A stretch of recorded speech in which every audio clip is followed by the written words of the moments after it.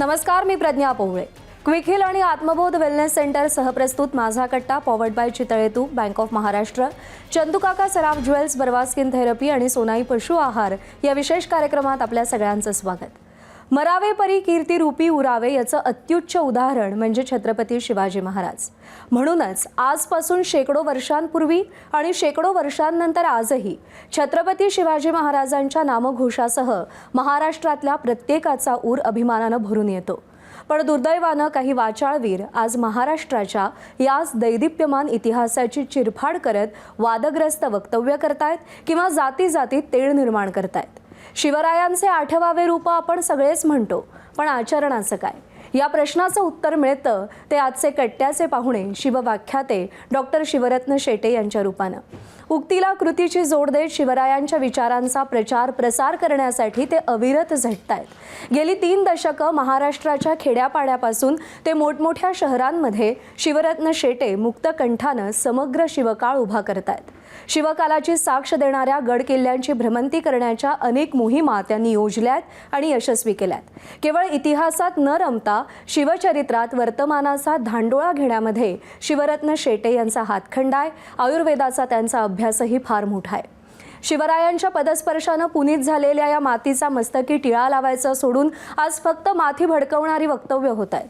शिवरायांचा जयघोष करत एकीची वज्रमूठ आवळण्याऐवजी एकमेकांकडे बोटं दाखवली जात आहेत. आणि अशा काळात शिवाजी महाराजांच्या पुण्यतिथीनिमित्त त्यांच्या विचारांना, त्यांच्या कार्यकर्तृत्वाला मानाचा मुजरा करूया. कट्ट्याला सुरुवात करूया. नमस्कार, आपलं स्वागत. नमस्कार. डॉक्टर साहेब, तुम्ही आयुर्वेदातले मोठे तज्ज्ञ आहात आणि तुमचा खूप मोठा आयुर्वेदाचं उपचाराचं केंद्र आहे. पण त्याच्या बरोबरीनं तुम्ही गेल्या 25-30 वर्षांपासून छत्रपतींच्या विचारांनी प्रेरित होऊन आणि तरुणाईमध्ये त्या विचारांचं बीज रोवायचा प्रयत्न करत ज्या दुर्ग भ्रमंतीच्या मोहिमा आणि व्याख्यानं या पद्धतीनं जे काम करत आहात ते खूप अचंबित करणारं असंच म्हणता येईल. पण मला म्हणजे त्या सगळ्याच्याबद्दल आपल्याला बोलायचं आहे. पण ही महाराजांचं असं वेड जे तुम्हाला लागलेलं आहे ते कधी कसं लागलं? आणि आजसुद्धा तुम्ही इथं कपाळाला चंद्रकोर लावून आलेले आहात. संदीप म्हणाला तसं आता ती तुमची एक ह्याची खूण झालेली आहे की तुम्ही म्हणजे चंद्रकोर. काय आहे त्याच्या मागचं कारण? खरं तर कळत्या वयामध्ये पहिल्यांदा पोवाडे ऐकले शिवशाहीर बाबासाहेब देशमुखांचे, आणि तो रांगडा आवाज. आणि मी 7वी 8वी 9वीला डफ हातात घेतला. म्हणजे माझा तो आवाज, पहाडी आवाज, शाहिरीला पूरक होता. वडिलांनी प्रोत्साहन दिलं. पण 10वी नंतर पोवाडे बाजूला पडले. 11वी 12वी शिक्षण झाल्यानंतर BMSच्या रूपाने गव्हर्नमेंट आयुर्वेदिक कॉलेज नागपुरात प्रवेश मिळाला. आणि मग वक्तृत्व स्पर्धा प्रामुख्याने म्हणजे जडल्या. आणि शिवाजी महाराजांचा तर वेळ पहिल्यापासून होतच. आणि मग हळूहळू किल्ले भ्रमंती, व्याख्यानाला सुरुवात. आता चंद्रकोरचा विषय निघाला. खरं तर ही तरुणाई आजही शिवाजी महाराजांसारखी दाढी राखते, चंद्रकोर राखते, हातामध्ये राजमुद्रा, गळ्यामध्ये राजमुद्रा. खरं याला विरोध नाही आहे, अनुकरण असलं पाहिजे महापुरुषांचं. पण मी तरुणाईला अनेक व्याख्यानामध्ये मी लोकांना आवाहन करतो की शिवाजी महाराजांची दाढी ठेवली पाहिजे, चंद्रकोर लावली पाहिजे, राजमुद्रा हातामध्ये धारण केली पाहिजे. पण त्यात जबाबदारी हजारपट वाढते. जेव्हा तुम्ही राजमुद्रा अंगठीच्या रूपामध्ये हातामध्ये धारण करता, या 2 बोटामध्ये तुम्हाला सिगारेट्ससुद्धा कधी आयुष्यामध्ये घेता येणार नाही, हे जबाबदारीचं भान असलं पाहिजे.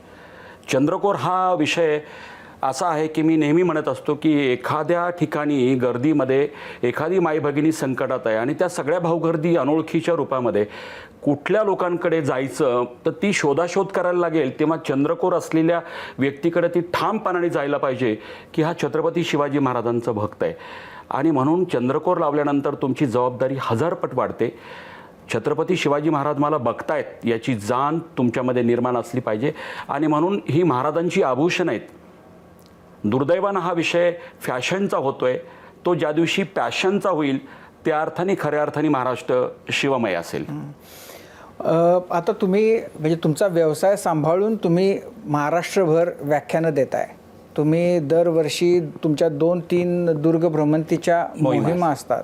हिंदवी नावाची तुम्ही एक संस्था केली, हिंदवी परिवार. हिंदवी परिवाराच्या माध्यमातून तुम्ही तेही वेगळं काम करताय. पण आपण या क्षेत्रामध्ये आपण महाराजांचा इतिहास सांगण्यासाठी आपलं आयुष्य व्यतीत करूया असा विचार आला कधी, कसा, त्याला काही निमित्त, काही कारण होतं? निमित्त एक आहे की मी आध्यात्मिक आहे परंतु प्रारब्ध मानतो. हे नेहमी माझ्या व्याख्यानाची सुरुवात असते की मी आध्यात्मिक आहे, विज्ञानवादी आहे, पण प्रारब्ध मानतो. कारण एवढ्या मोठ्या आकाशगंगा, त्यात पृथ्वीसारखा छोटासा ग्रह, त्यात 193 देश, तुमचा माझा जन्म आफ्रिकेत नाही, अमेरिकेत नाही, कॅनडात नाही, अफगाणिस्तान पाकिस्तानमध्ये नाही आहे. एवढी देश असताना जन्म हिंदुस्थानमध्ये होणं भाग्याची गोष्ट आहे. आणि हिंदुस्थानाच्या पाठीवर एवढी राज्य आहेत, जन्म झारखंड बिहारमध्ये नाही तर जन्म छत्रपतींच्या महाराष्ट्रामध्ये. आणि मला एक आत्मानुभूती आहे की माझा जन्म छत्रपती शिवाजी महाराजांचं खरं तटस्थ शिवचरित्र सांगण्यासाठी झाला आहे. मी आयुर्वेदात MD आहे. दुर्धर आजाराचे, इतर पॅथीमध्ये हरलेले रुग्ण माझ्याकडे येतात, त्यांना बरं करण्यासाठी झाला आहे. आणि कोणाकडे पैसे नाहीत म्हणून कधीही कोणी माझ्या दरबारातनं वापस जात नाही, कारण महाराज मला बघतायत ही जाण सदैव असते. पण मग हे कधी झालं की आपण इतिहास सांगायचा? तुम्ही जो म्हणालात की आज अशी परिस्थिती आहे की जातींमध्ये महाराजांनाही विभागण्याचे प्रयत्न होत आहेत आणि त्याच्यामुळं बऱ्याचदा म्हणजे इतक्या टोकाच्या भूमिका त्यातून घेतल्या जातात आणि त्या घेताना आपण महाराजांना कमी त्यांना लेखतोय त्यातून एक प्रकारे, याचंही भान लोक ठेवत नाहीत. तर ह्या सगळ्या पार्श्वभूमीवर आपण उतरायचं, आपण हे सांगायचं, आपण तरुणाईला घेऊन भारतभर फिरायचं, हे आलं कसं? कुठून सुरुवात झाली याची? कसं, हे एकमेव चरित्र असं आहे की प्रत्येकाला 4थीच्या मुलापासून ते वृद्धांपर्यंत ते आपलं वाटतं. प्रत्येक जाती धर्मातल्या घराघरात महाराजांची तसबीर आहे आणि एकमेव महापुरुष आहे की जो प्रत्येकाच्या मनावरती गारुड करतो. आणि या महापुरुषांमध्ये सर्व गुणांचा संचय आहे. शिवचरित्र सांगितल्यानंतर व्यसनमुक्ती रुजवता येते, शिवचरित्र सांगितल्यानंतर पर्यावरणवाद रुजवता येतो. छत्रपती शिवाजी महाराज सांगितले तर 18 पगड जाती एकत्र बांधता येतात.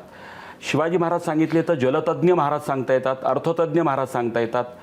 वेगवेगळ्या गुणधर्माचा एकत्रीकरणाचा संचय छत्रपती शिवाजी महाराज. आणि म्हणून एक ध्यास होता की महाराजांच्या रूपाने महाराष्ट्र घडवूया, व्यसनमुक्त तरुणाई घडवूया. आणि याला जोड असं आहे की खूप सारे शिवचरित्र व्याख्याते लायब्ररीमध्ये बसून पुस्तक वाचून व्याख्यानं देतात. मी गत 3 दशकापासून महाराष्ट्रामध्ये सर्वात उंचीचा किल्ला साल्लेर मुल्हेरपासून ते जिंजी, साजिरा गोजरा, तंजावरपर्यंत ऊन वारा पावसात हजारो लोकांना घेऊन गडभ्रमंती करतो. ती माझी अधिकारवाणी आहे. मी स्वतः व्यसनमुक्त आहे आणि म्हणून डोळ्यात डोळे घालून प्रत्येकाच्या सांगतो की महाराज व्यसनमुक्त होते, तुम्हालाही शपथ घ्यायची. आणि मला अभिमान वाटतो की महाराजांच्या साक्षीने ती माती हातात घेऊन त्या पावनखिंडींच्या रणसंग्रामात बाजींच्या नावाने कुंकम टिलक तिथला मातीचा लावून कैक हजारो तरुण व्यसनमुक्त झालेत. आणि मग तो एक आत्मिक समाधानाचा भाग आहे की शिवचरित्राने आपण नेशन बिल्डिंग करू शकतो. तुम्ही इतके गड किल्ले महाराजांचे आणि इतरही तुम्ही आपल्या लोकांना घेऊन जाता, त्यांना त्या सगळ्या त्याची सौंदर्य, त्याची वैशिष्ट्य, त्याचा इतिहास सांगता. कोणता गड तुम्हाला सगळ्यात भावतो आणि कोणता तुम्हाला म्हणजे महाराजांचं जिथं आपण म्हणू की त्या क्षेत्रातलं जे नैपुण्य होतं त्याचं उदाहरण म्हणून तुम्हाला ते सांगता येईल की हा गड महाराजांनी कसा तो बांधला, कसा रेखला, काय? मला सर्वात आवडीचा किल्ला जो भावतो तो किल्ले राजगड. छत्रपती शिवाजी महाराजांच्या निम्म्या आयुष्याचा साक्षीदार. मला आजही आठवतं की 2012ला आम्ही किल्ले राजगड ते तोरणा ही पदभ्रमंती केली होती. आणि बच्चूभाऊ कडू तेव्हा आमदार होते, ते सहभागी झाले. राजगड ते तोरणा आम्ही पद्मावती माचीपासून चढलो, 2 दिवस मुक्कामी होतो. आणि जिथं जो घडला इतिहास मला आजही आठवतं की पाली दरवाजात मी तिथं व्याख्यान दिलं होतं की शिवाजी महाराज आग्र्यावरनं सुटले दिनांक 17 ऑगस्ट 1666 आणि महाराज पोचले 12 सप्टेंबर 1666. तर साधू बैराग्यांच्या पेहरावामध्ये याच ठिकाणी आगमन झालं होतं आणि तो प्रसंग मी उभा केला. इतिहास जिथे घडला तिथे जेव्हा उभा करतो तो रक्तामध्ये रुजतो. आणि त्या मोहिमेमध्ये तत्कालीन आमदार बच्चू कडू होते आणि आम्ही तोरण्याला गेलो. बुधला माचीपासून बच्चूभाऊ घसरले आमचा काळजाचा ठोका चुकला आणि एक दगड सापडला नसता तर आमदार बच्चूभाऊ कडू त्या क्षणी मरण पावले असते आणि मी ट्रेकिंग सोडला असता. पण त्याच्यानंतर मला असं वाटलं होतं की त्यांच्या पत्नी नयना कडू पुन्हा पतीला माझ्यासोबत मोहिमेवर पाठवणार नाहीत, परंतु तसं घडलं नाही. त्याही आध्यात्मिक त्यांनी सांगितलं की मृत्यू शाश्वत आहे. त्यामुळे त्यानंतरसुद्धा आजतागायत आजपर्यंत आणि भविष्यातही आमदार बच्चू कडू माझ्या प्रत्येक मोहिमेमध्ये असतात. जसे आमदार बच्चू कडू असतात तसे पोपटराव पवार ही पवार पण प्रत्येक असतात. मोहिमेमध्ये असतात. तर ही मंडळी कशी, म्हणजे काय काय कारण आहे त्यांना जोडली गेली? त्याचं कारण असं की शिवचरित्र डावं किंवा उजवं नाही आहे. शिवचरित्र घडलं तसं मी सांगतो, समकालीन अव्वल साधनाच्या रूपाने. आता साधनांचे 3 प्रकार आहेत. एक अव्वल म्हणजे छत्रपती शिवाजी महाराजांना बघितलेले समकालीन इतिहासकार. काही इंग्रज असतील, डचांचा पत्रव्यवहार आहे, काही ताम्रपट आहेत, शिलालेख आहेत, काही पत्र आहेत. तर ही जशी सभासद बखर आहे, कृष्णाजी अनंत सभासदांनी लिहिली 1696ला, 3ही छत्रपतींचा साक्षीदार आहे. कवींद्र परमानंद नेवासकर, मुक्काम पोस्ट खेडले, परमानंद, तालुका नेवासा, जिल्हा अहमदनगर, आजचा अहिल्यानगर. समाधी पोलादपुरात आहे. शिवभारतम नावाचं काव्य लिहिलं. जयदेश शकावली. हे अव्वल दर्जाची समकालीन साधना. आणि या साधनांचा किंवा तत्कालीन इंग्रजी पत्रांचा हे तटस्थपणे मी इतिहास मांडत असतो. आणि माझं ठाम वाक्य की इतिहास डावा उजवा नसतो, इतिहास सांगणारा डावा उजवा असू शकतो. इतिहासकारांनी जसं मी जे घडलं तसं समोर लोकांच्या समोर मांडतो आणि मग लोकांना मूल्यमापन करायचं ते करू देत. की माझे अर्धे वक्तव्य हे पुरोगामी वाटत असतील, अर्धे वक्तव्य हिंदुत्ववादी वाटत असतील, हा त्यांचा भाग आहे. पण माझं मूल्यमापन कुणी करावं याच्यासाठी किंवा त्यांच्या सर्टिफिकेटसाठी माझा जन्म नाही आहे. एक आहे की मी जे बोलतो माझ्या मैदानामध्ये, मी जशी व्याख्यानं आता मातृतीर्थ बुलढाण्यापासून ते सगळीकडे, निम्म मैदान हिंदुत्ववादाने भरलेलं असतं, निम्म पुरोगामीने भरलेलं असतं. हे खरं आहे की प्रत्येकाला वाटतं की आपली विचारधारा मांडली नाही आहे, पण जी विचारधारा मी मांडली त्याचे अव्वल साधनातले पुरावे आहेत. आणि माझं ठाम मत आहे की ही सेन्सॉरशिप बंद झाली पाहिजे, की वक्ता असाच बोलला पाहिजे, वक्ता तसाच बोलला पाहिजे. मी एक उदाहरण देतो की बाबा, आयुष्यामध्ये सगळ्यात जवळचं नातं कोणतं आहे? तुमचा पुत्र किंवा पुत्री. तुमचं बीज आहे, ते तुमचा अंश आहे. मग तुमचा मुलगा किंवा मुलगी, जे तुमचं अपत्य आहे, तुमची निर्मिती आहे, 20 वर्षानंतर त्याच्याशी पण तुमचे मतभेद होतात. 4 मतं त्याचीही तुम्हाला पटत नाहीत. मग तुमच्या मुलाची मतं पटत नाहीत, तर हा व्याख्याता, हा लेखक हा असाच बोलला पाहिजे. ही महाराष्ट्रातली जी काही कडेकोट, म्हणजे हिंदुत्ववाद्याला वाटतं असं बोलावं, पुरोगाम्यांना वाटतं की वक्ता असाच बोलावा, हे सेन्सरशिप मला मान्य नाही आहे. तुम्ही बोलवायचं बोलवा, बोलवायचं नसेल तर बोलू नका, हे परखडपणे मी सांगतो. मी मांडतो, त्यात अव्वल पुरावे असतात. व्याख्यान झाल्यानंतर मी कधीही पळून जात नाही, मी व्यासपीठावरती बसून असतो. मी जे बोललो हे तपासण्याचा अधिकार प्रत्येकाला आहे. आजही पुरावे घेऊन आलोय मी. कशाचे पुरावे आहेत? खूप सारे पुरावे आहेत. पण असा कोणता मुद्दा तुम्हाला वाटतो की ज्याच्याबद्दल की त्याचे पुरावे आपल्याला कायम बरोबर ठेवले पाहिजेत? काय असतं की मला संगमनेरमध्ये माझं एक व्याख्यान होतं आणि व्याख्यानानंतर प्रश्नोत्तरी सुरू झाली. बरेच BMS स्टुडंट उठले, मग मला बोलले की शिवशाहीर बाबासाहेब पुरंदरे यांचा इतिहास खरा की मामा देशमुखांचा खरा, की अजून कुठली कादंबरी खरी, की कॉम्रेड शरद पाटलांचा खरा, की गजानन मेहेंदळेंचा खरा, की डॉक्टर जयसिंगराव पवारांचा खरा. तर हा प्रश्न महाराष्ट्रालाही पडलेला आहे. ते पुस्तक नेमकं कोणतं वाचायचं आम्ही? तर याच्यावरती मी एक उत्तर दिलं होतं की म्हटलं मी इथं बसलो आहे, शिवाजी महाराजांचा पुतळा इथं आहे, समोर काही श्रोते आहेत, डाव्या बाजूला उजव्या बाजूला बाल्कनी असेल तर वरती आहेत. प्रत्येकाला कागद दिला आणि सांगितलं की शिवाजी महाराजांचं चित्र तुम्ही रंगवा. काही लोकांना शिवाजी महाराज फ्रंट अँगलने दिसले, त्या पद्धतीने त्यांनी रंगवले. डाव्या बाजूच्या श्रोत्यांना साईड अँगलने महाराज दिसले, त्या पद्धतीने रंगवले. बाल्कनीमधल्या श्रोत्यांनी त्या पद्धतीने रंगवले. मला असं वाटतं की पुरोगाम्यांना पुरोगामित्व शिवचरित्रात दिसत असेल महाराजांमध्ये, कुणाला समाजवाद दिसत असेल, कुणाला हिंदुत्ववाद दिसत असेल किंवा अजून कुठला इझम दिसत असेल, तर मला वाटतं की महाराजांचं खऱ्या अर्थानं मूल्यमापन आहे. प्रत्येकाला महाराजांमध्ये हे गुणधर्म दिसतात, तर मला असं वाटतं की प्रत्येकाच्या चष्म्यातनं केलेलं ते मूल्यमापन आहे. पण महाराज जसे आहेत तसे मांडणं माझं काम आहे. नाही, महाराजांच्याबद्दल आता मध्यंतरी फारच हास्यास्पद म्हणता येईल अशा प्रकारचे की त्यांच्या सैन्यामध्ये मुस्लिम नव्हतेच, इथंपासून ते मग महाराज कसे सेक्युलर होते पर्यंत मग ते वेगवेगळ्या त्याच्यावरनं चर्चा झडल्या. एक सांगतो, आता ही तथाकथित पुरोगाम्यांनी कोणाला तरी बरं वाटावं म्हणून कुणी एखादा वक्ता येतो 35% शिवाजी महाराजांचे अंगरक्षक मुसलमान होते, एकाने त्या टक्केवारी 65% नेली. मला नंतर भीती वाटली, म्हटलं मराठ्यांचं प्रमाण कधी राहतं की नाही. खरं सांगू का, फक्त 8 नावं अधिकृत आहेत. अफजल खान चाल करून आला, सिद्दी इब्राहिम 10 अंगरक्षक आहेत. संदर्भ आहे शिवभारत अध्याय क्रमांक 21 श्लोक क्रमांक 71 आणि 72. संबहा करवस्तद्वत इब्राहिमो अपि बर्बराहा. म्हणजे कवींद्र परमानंद नेवस्करांनी हे 10 अंगरक्षकाची नावं दिली. त्याच्यामध्ये संभाजी कावजी कोंढाळकर आहे, जीवामाला सकपाळे इथपासून ते काताजी इंगळेपर्यंत, आणि 10वं नाव संभाजी करवर आणि सिद्दी इब्राहिम तो आहे. नाव आम्ही घेतो ना, अव्वल साधनामधलं आहे. अनेक अंगरक्षकापैकी पृष्ठरक्षक शब्द आलेला आहे, आजच्या भाषेत बॉडीगार्ड. सिद्दी इब्राहिम घेतो आम्ही. त्याच समयी नूरखान बेग हा chief of the army staff नाही आहे. ते म्हणतात की मराठ्यांचा सेनानी होता, नाही. मानकोजी 10 तोंडे हे त्या काळातले स्तरणोपत आहेत. एका तुकडीचा प्रमुख नूरखान बेग आहे, मान्य, आम्ही घेतो नाव. पन्हाळ्याच्या वेढ्यातनं दिनांक 2 मार्च 1660ला वेढा पडला आणि महाराज सुटले दिनांक 12 जुलै 1660ला.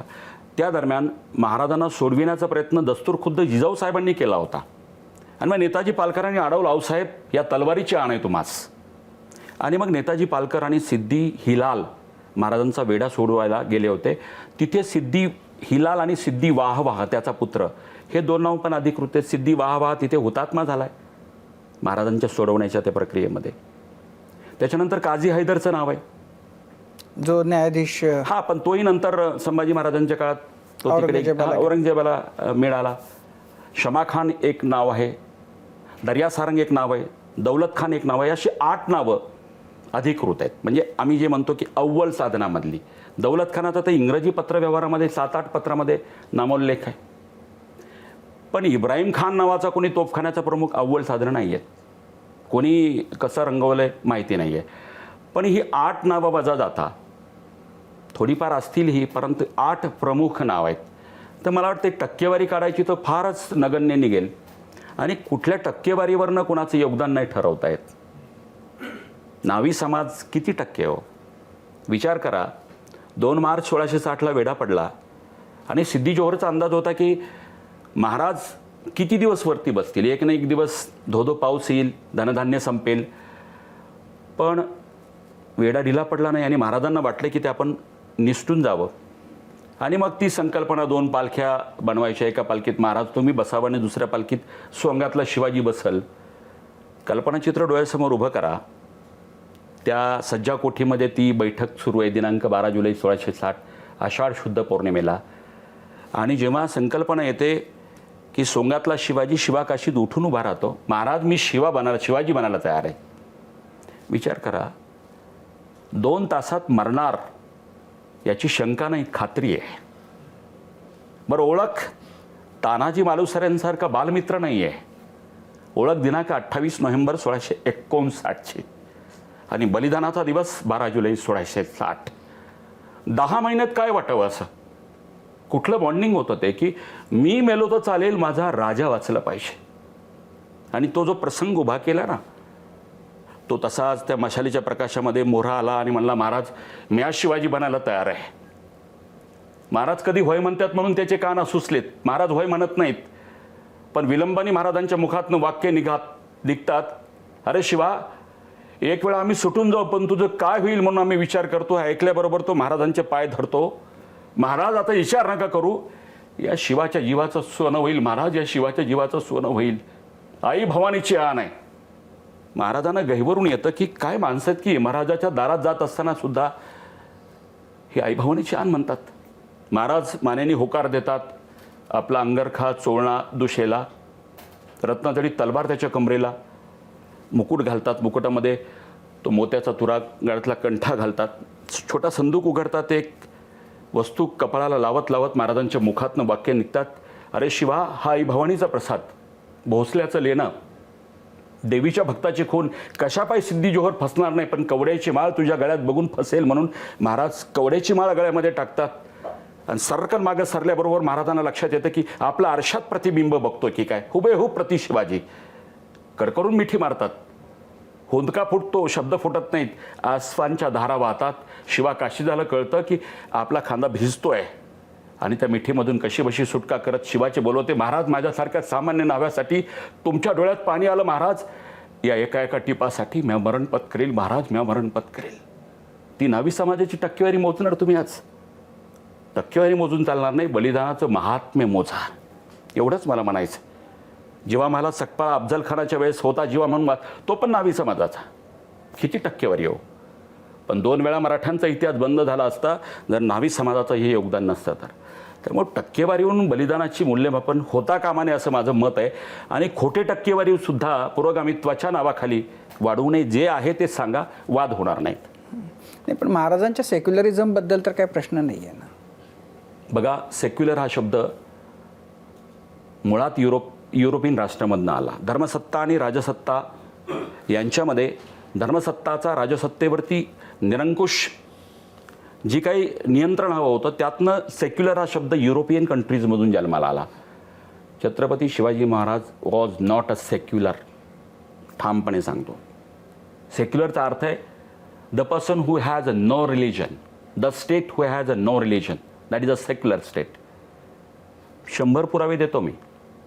शिवाजी महाराज धर्म मानणारे, हिंदू धर्म मानणारे, हिंदू धर्माभिमानी आहेत, धर्मांध नाही आहेत. 100 पुरावेत. तुम्ही कोणतं नाकारणार? प्रत्येक गडकोटांवरती जा, शंभू महादेवाचं मंदिर आहे. युद्धामधली घोषणा होती, तिकडून जेव्हा चौताळलेला गनीम यायचा, दिन दिन अल्लाहू अकबर म्हणून, इकडे प्रतिध्वनी मराठ्यांचा उठायचा, हर हर महादेव. कुठे अध्यात्म वजा करणार? जलाभिषेक शिवाजी महाराज करायचे ज्या शंभू महादेवाचं, ती स्फटिकाचं शिवलिंग आजही किल्ले प्रतापगडावर आहे, उदयन महाराजांच्या जलमंदिरामध्ये, युवराज संभाजीराजांच्या भवानी मंडपामध्ये आहे. एवढंच नाही तर मी तंजावरला गेलो होतो, शिवरायांच्या सावत्र भावाची म्हणजे सरफोजी राजांची गादी, मी त्यांना गेल्यानंतर एवढंच म्हटलं की मला तुमचा देवारा बघायचा आहे, आबाजीराजेंना. त्यांना आश्चर्य वाटलं की लोक बृहदीश्वर मंदिर बघायला येतात, तुम्ही देवारा का बोलताय? म्हटलं बघितल्यानंतर सांगतो. आणि मी देवारात गेलो, म्हटलं शंभू महादेव बघायचा. महादेवाची पिंड, ते सोनेरी कवच आणि मधून स्फटिकाचं शिवलिंग काढलं. भोसले कुळामध्ये शिव संस्कृती. महाराज दक्षिण दिग्विजयाला जातात, श्रीशैल मल्लिकार्जुनच्या समोर ध्यानासाठी बसतात. महाराज तिरुपतीला जातात. महाराज 3 ऑक्टोबर 1677ला चेन्नईमध्ये काली कंबल मंदिरामध्ये दर्शन घेतात. शेकडो पुरावेत. आता राहिला प्रश्न सेक्युलरचा. तर एक सांगतो मी, शिवाजी महाराजांनी सर्व धर्म समभाव मानला, याच्यात शंका नाही. एक उदाहरण देईल मी. महाराजांनी सुरतेवरती आक्रमण केलं दिनांक 6 जानेवारी ते 10 जानेवारी 1664 पहिल्यांदा. दुसऱ्यांदा 3 ऑक्टोबर ते 5 ऑक्टोबर 1670 भर दिवाळीत. पण जिजाऊनी म्हटलं नाही बाळा, सण करून जा, नेशन फर्स्ट. पण पहिलं आक्रमण जे झालं ना 6 जानेवारी ते 10 जानेवारी 1664ला, तर महाराज त्या कालाबाग परिसरामध्ये, मी सुरतेला त्यासाठी 3-4 वेळा गेलो, बसलेलेत. आणि रेव्हरंड ॲम्ब्रॉस नावाचा एक ख्रिश्चन मिशनरी महाराजांच्या समोर येतोय आणि महाराजांना बोलतोय, महाराज आपलं वैर शत्रुत्व औरंगजेबाशी आहे, आमचा इथं मठ आहे, चर्च आहे, नम्र विनंती की मराठ्यांकडनं याला धक्का लागू नये. आणि महाराज सांगतात की याची आगाऊ आम्ही काळजी घेतली आहे. काय महाराजांचा दंडक होता? Entire campus was surrounded by Maratha soldier to protect that campus. म्हणजे एका बाजूला महाराज त्याच ठिकाणी त्या हल्ल्याच्या प्रसंगी, मला वाटतं की जाणता राजामध्ये बाबासाहेब पुरंदरेंनी पण हे दृश्य दाखवलेलं आहे. एक डच विधवा स्त्री असते आणि तिचा पती मरण पावलेला असतो, घोड्यांच्या टापांचा आवाज येतो आणि ती घाबरते, लहान मुलं तिला बिलगतात. आणि मग त्या घोड्यावरचा जो मावळा आहे तो बोलतो की नाही, शिवाजीराजांनी तुझ्या संरक्षणाला आम्हाला पाठवलं आहे. म्हणजे एवढ्या युद्धाच्या धामधुमीत हा राजा परधर्मियांची काळजी घेतो, परधर्मियांच्या प्रार्थनास्थळाचं रक्षण करतो. हा झाला सर्व धर्म समभाव. पण त्याचबरोबर जेव्हा 2 उदाहरणं आहेत तमिळनाडूमधली. जिंजीच्यापासून एक तिरुवन्नामलाई नावाचं गाव आहे, अरुणाचलेश्वर मंदिर आहे, आणि त्या ठिकाणी मी पुरावा आणला आहे त्याचा. मुसलमानांनी हिंदूंपासून ते हिसकावून घेतलं मंदिर आणि त्याचं मशिदीत रूपांतरण केलं. महाराजांनी 1677ला जेव्हा दक्षिण दिग्विजयाच्या वेळेस तमिळनाडूमध्ये हल्ला केला, तेव्हा हे मंदिर महाराजांनी दिनांक 30 ऑक्टोबर 1677ला विधिवत 2 मंदिरं तिथली त्या मशिदीचं पुन्हा मंदिरात रूपांतरण केलं. हा झाला हिंदू धर्म अभिमान. म्हणजे इतर धर्मियांचा आदर राखणं याला सर्व धर्म समभाव म्हणतात, आणि स्वधर्मावरचं आक्रमण सहन न करणं याला हिंदू धर्माभिमान म्हणतात. मला वाटतं की महाराजांचं हे मूल्यमापन आहे. मी आपल्याला पुरावा दाखवू इच्छितो. म्हणजे आणि हे पोर्तुगीज भाषेतला पुरावा आहे, नंतर कॅमेऱ्यामध्ये दाखवलं जाईल. म्हणजे दिनांक 8 सप्टेंबर 1938चं हे पुस्तक आहे. एम जिनॅनो डियागो नावाचा एक तज्ज्ञ आहे, त्यांनी हे भाषांतरित केलं आहे, आणि त्याला 1937ला तमिळ भाषेमधली ही प्रत सापडली, ज्याच्यामध्ये शिवाजी महाराजांनी 1677ला या जिंजीच्यावरती केलेल्या आक्रमणांचे अव्वल आणि त्या तमिळी प्रतीमध्ये हे लिहिलेलं आहे की या 2 मशिदीला पुन्हा महाराजांनी मंदिरामध्ये रूपांतरित केलं. महाराजांनी मशिदीवर आक्रमण केलेलं नाही आहे, टू बी नोटेड दॅट. कुठल्याही प्रार्थनास्थळावरती आक्रमण केलेलं नाही आहे, पण जी मंदिरं होती, अरुणाचलेश्वर मंदिर, समोत्तीपुरम, पेरुमलम, तर हे 2 मंदिरं जी परिवर्तित झाली होती त्यांना पुन्हा विधिवत मंदिरात रूपांतरण करून हिंदू धर्मियांसाठी ती खुली केली. एवढंच नाही, एक पुरावा असा आहे की कार्तिकेय दीपोत्सव महाराजांनी सुरू केला. आजही त्या अरुणाचलेश्वर मंदिर तिरुवन्नामलाईच्या समोर टेकडी आहे, तिथे लोक म्हणजे देशी तुपातले दिवे लावतात. तर महाराजांनी तो दीपोत्सव सुरू केलेला आहे. या पुस्तकाचे पुरावे मी आपल्या याच्यामध्ये देईल, आणि हे फ्रेंच भाषेतले पुरावे आहेत, आणि त्याचं हे पुस्तक आहे 1939ला छापलेलं आहे. पॅरिस आणि पॉंडिचेरी या 2 संयुक्त संस्थांनी हे छापलेलं आहे. मूळ फ्रेंच भाषेतलं आहे. पान क्रमांक 71, हे पान क्रमांक 71 आहे, फ्रेंच भाषेतलं आहे. त्याचं गुगल ट्रान्सलेशन मी करून आणलेलं आहे. हे आता एवढं बरं आहे की गुगलला प्रतिगामी आणि पुरोगामी हे अजून तरी कळलेलं नाही आहे. त्याच्यामुळे गुगल खरं ट्रान्सलेट करतं, अन्यथा ते पण बायस झालं असतं. मी वाचून दाखवतो. King Shivaji went to Tiruvannamalai. He was a devotee of Shiva. It will be remembered that the Muslim had allowed the Shiva pagoda in Tiruvannamalai and the one dedicated to Samottipura Perumal to fall into ruins and then converted them into mosque. Shivaji destroyed these 2 mosques, restored the Shivan pagoda.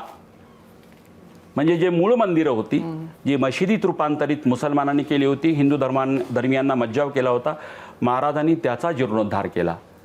मला असं वाटतं की अजून एक उदाहरण देईल मी.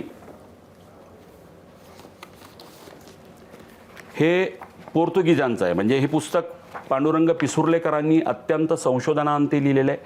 अव्वल साधनं आहेत, ती पत्र आहेत, इंग्रजांची पत्र आहेत, ती पण मी तुम्हाला दाखवतो.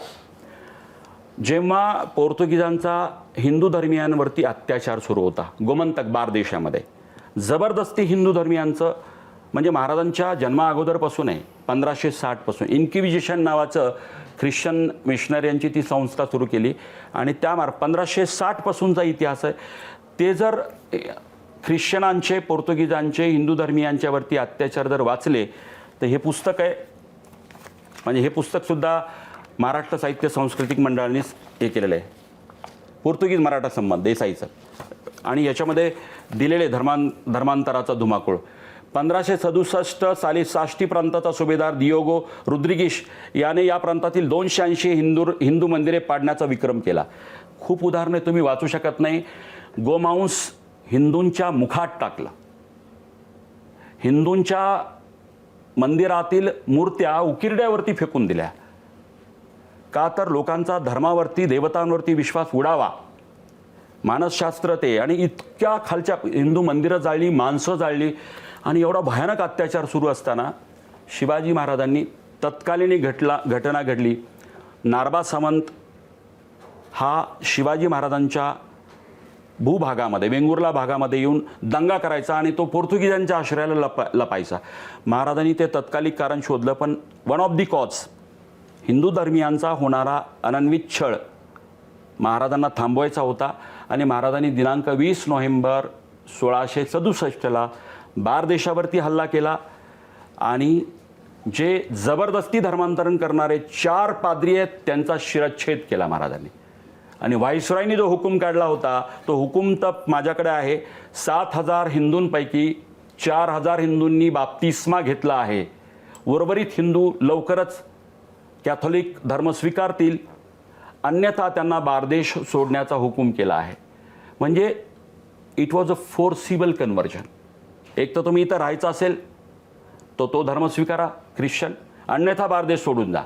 म्हणजे सामदाम सगळ्या पद्धतीने हिंदूंचा अनन्वित अत्याचार सुरू असताना शिवाजी महाराजांनी ज्या व्हाईसरायने हुकूम काढला त्याला धडा शिकवण्यासाठी 4 पाद्र्यांचा शिरच्छेद केला. अव्वल साधनातले पुरावे माझ्याकडे आहेत, मी कॅमेरामॅनला देईल. अव्वल साधनातले पुरावे ते. खरं तर अचानक कॉन्ट्रोवर्सीज निर्माण होत असतात आजकाल इतिहासाशी संबंधित. जशी आत्ता एक कॉन्ट्रोवर्सी आहे ती म्हणजे रायगडावरच्या वाघ्या कुत्र्याच्या समाधीची. पुरावे काय सांगतात आणि सध्या हा जो वाद सुरू आहे तो वाद म्हणजे किती ती समाधी आता काढूनच टाका इथपर्यंत पोचले? खरं तर आता महाराष्ट्र 2 तटामध्ये दुभंगला आहे, प्रो आणि अँटी. मला असं वाटतं की याच्यावरती पण 2 मोठे जाती समूह त्या कुत्र्यांवरनं एकमेकांच्या समोर आलेले आहेत. खरं तर दोन्ही बाजूला काही पुरावे प्रो आहेत, काही अँटी आहेत. मला असं वाटतं की माझ्या एकंदरीत आयुष्यामध्ये मी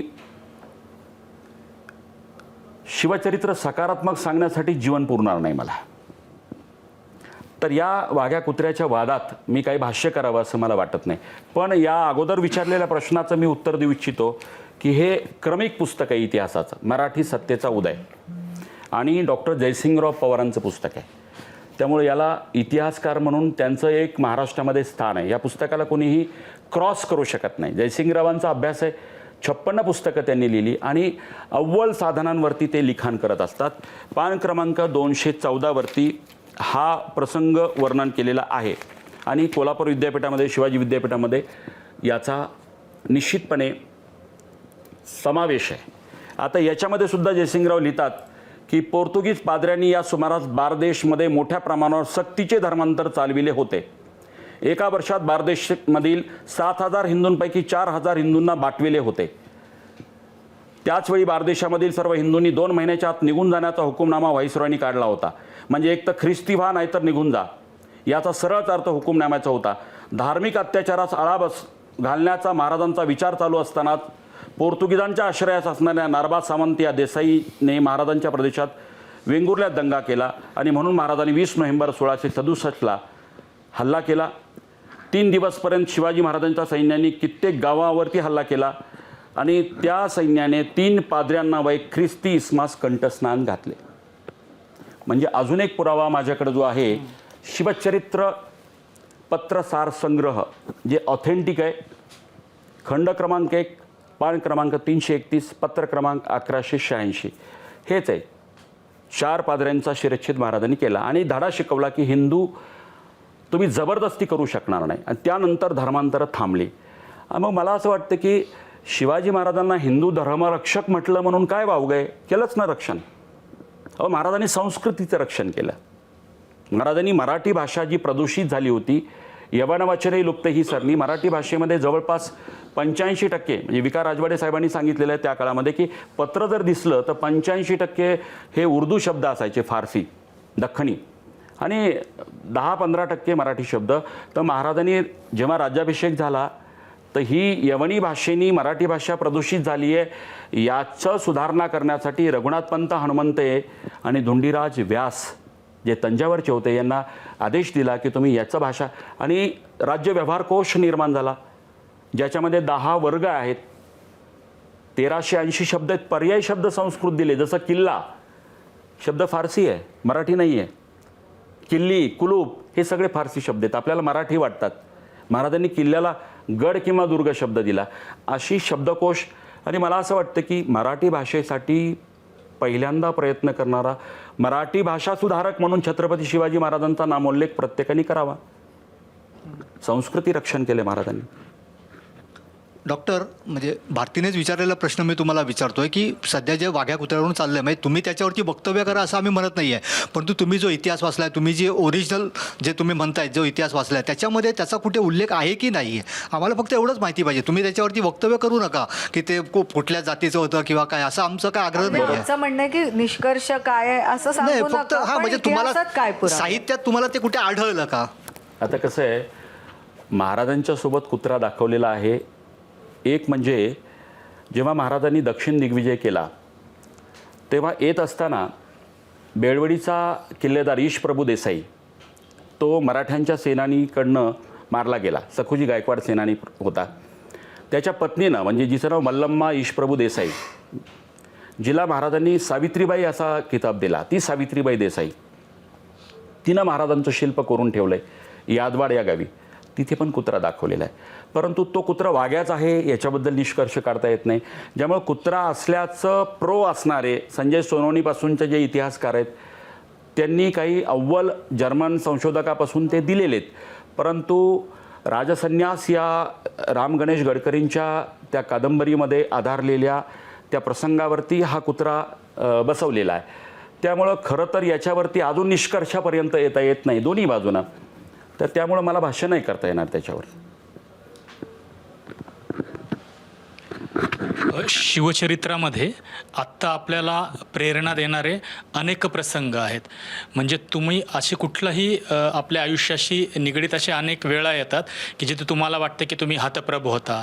बऱ्याचदा आत्ताचा जो प्रचलित शब्द आहे, वाढलेला आहे, डिप्रेस वाटायला लागतं तुम्हाला. तर त्याच्यावर तुम्हाला उभारी येण्यासाठी शिवचरित्रातले असे कितीतरी उदाहरणं आहेत जे तुम्हाला प्रेरणा देऊन जातात. तुमचं त्याच्यातलं सगळ्यात आवडतं उदाहरण कुठलं आहे, किंवा आत्ताच्या तरुणांना जे कायम प्रेरणा देतील असे कुठले तुम्हाला प्रसंग वाटतात? महाराजांच्या प्रत्येक युद्धातला, प्रत्येक जीवनातला, महाराज 18,306 दिवस जगले. बालपणाचे 4,000 दिवस वजा करा. प्रत्येक प्रसंगातून महाराजांच्याकडनं पॉझिटिव्ह आपल्याला एक ऊर्जा मिळते. पण एक प्रसंग मी सांगेल आपल्याला. दिनांक 13 जून 1665 सर्वस्व गमावलेले महाराज आहेत. म्हणजे मोरारबाजी देशपांडेंनी जे शौर्य गाजवलं ना, तो दिलेर खान अवाक झाला आणि बोलला आमच्या बाजूने ये. आणि त्यावर मोरारबाजी देशपांडेंचं जे उत्तर होतं ना, अरे मी शिवाजी राजाचा शिपाई तुझा कौल घेतो की काय. काय माणसं निर्माण केली आणि लढता लढता हुतात्मा झाला. त्यानंतर महाराजांच्या लक्षात आलं की एक एक मोहरे गमावणं परवडणार नाही आणि तो पुरंदरचा तह झाला. इतिहास प्रसिद्ध पुरंदरचा तह दिनांक 13 जून 1665. आणि तो तह झाला. त्या तहाची अंमलबजावणी करण्याचा तत्कालीन जो नियम होता तो म्हणजे हारलेल्या राजानं जिंकलेल्या राजाकडं 6 मैल पायी चालत जायचं. म्हणजे त्यामागचा हेतू असा होता की हारलेला राजा मनाने पण खच्ची व्हावा. तो प्रसंग मी महाराष्ट्राच्या समोर कायम उभा करत असतो की विचार करा, म्हटलं दुतर्फा नागरिकांची गर्दी असेल त्या पुरंदरच्या पायथ्याशी सासवडला आणि मिर्झाराजे जयसिंगाने दिलेर खानाची छावणी तिथे आहे. तो तहाची अंमलबजावणी करण्यासाठी महाराज निघालेत. दुतर्फा नागरिकांची गर्दी आहे. धाय मोकलून माई भगिनी रडतायत. आई भवानी महालक्ष्मीला शिव्याशाप देत आहेत. एवढं विलक्षण प्रेम महाराजांवरती आहे. माणसंसुद्धा हतबल आहेत, अस्वस्थ आहेत. दुतर्फा नागरिकांच्या गर्दीमधून आपला राजा पायी चालतोय. म्हटलं घोड्यावरती राजा नाही आहे. प्रासंगिक पालखीत बसलेले आपले महाराज त्या दिवशी पालखीतही नाही आहेत, घोड्यावरती पण नाही आहेत, पायी जात आहेत. विचारांचं काहूर मनामध्ये असेल. सर्वस्व गमावलंय, पुत्रसुद्धा गहाण ठेवावा लागला.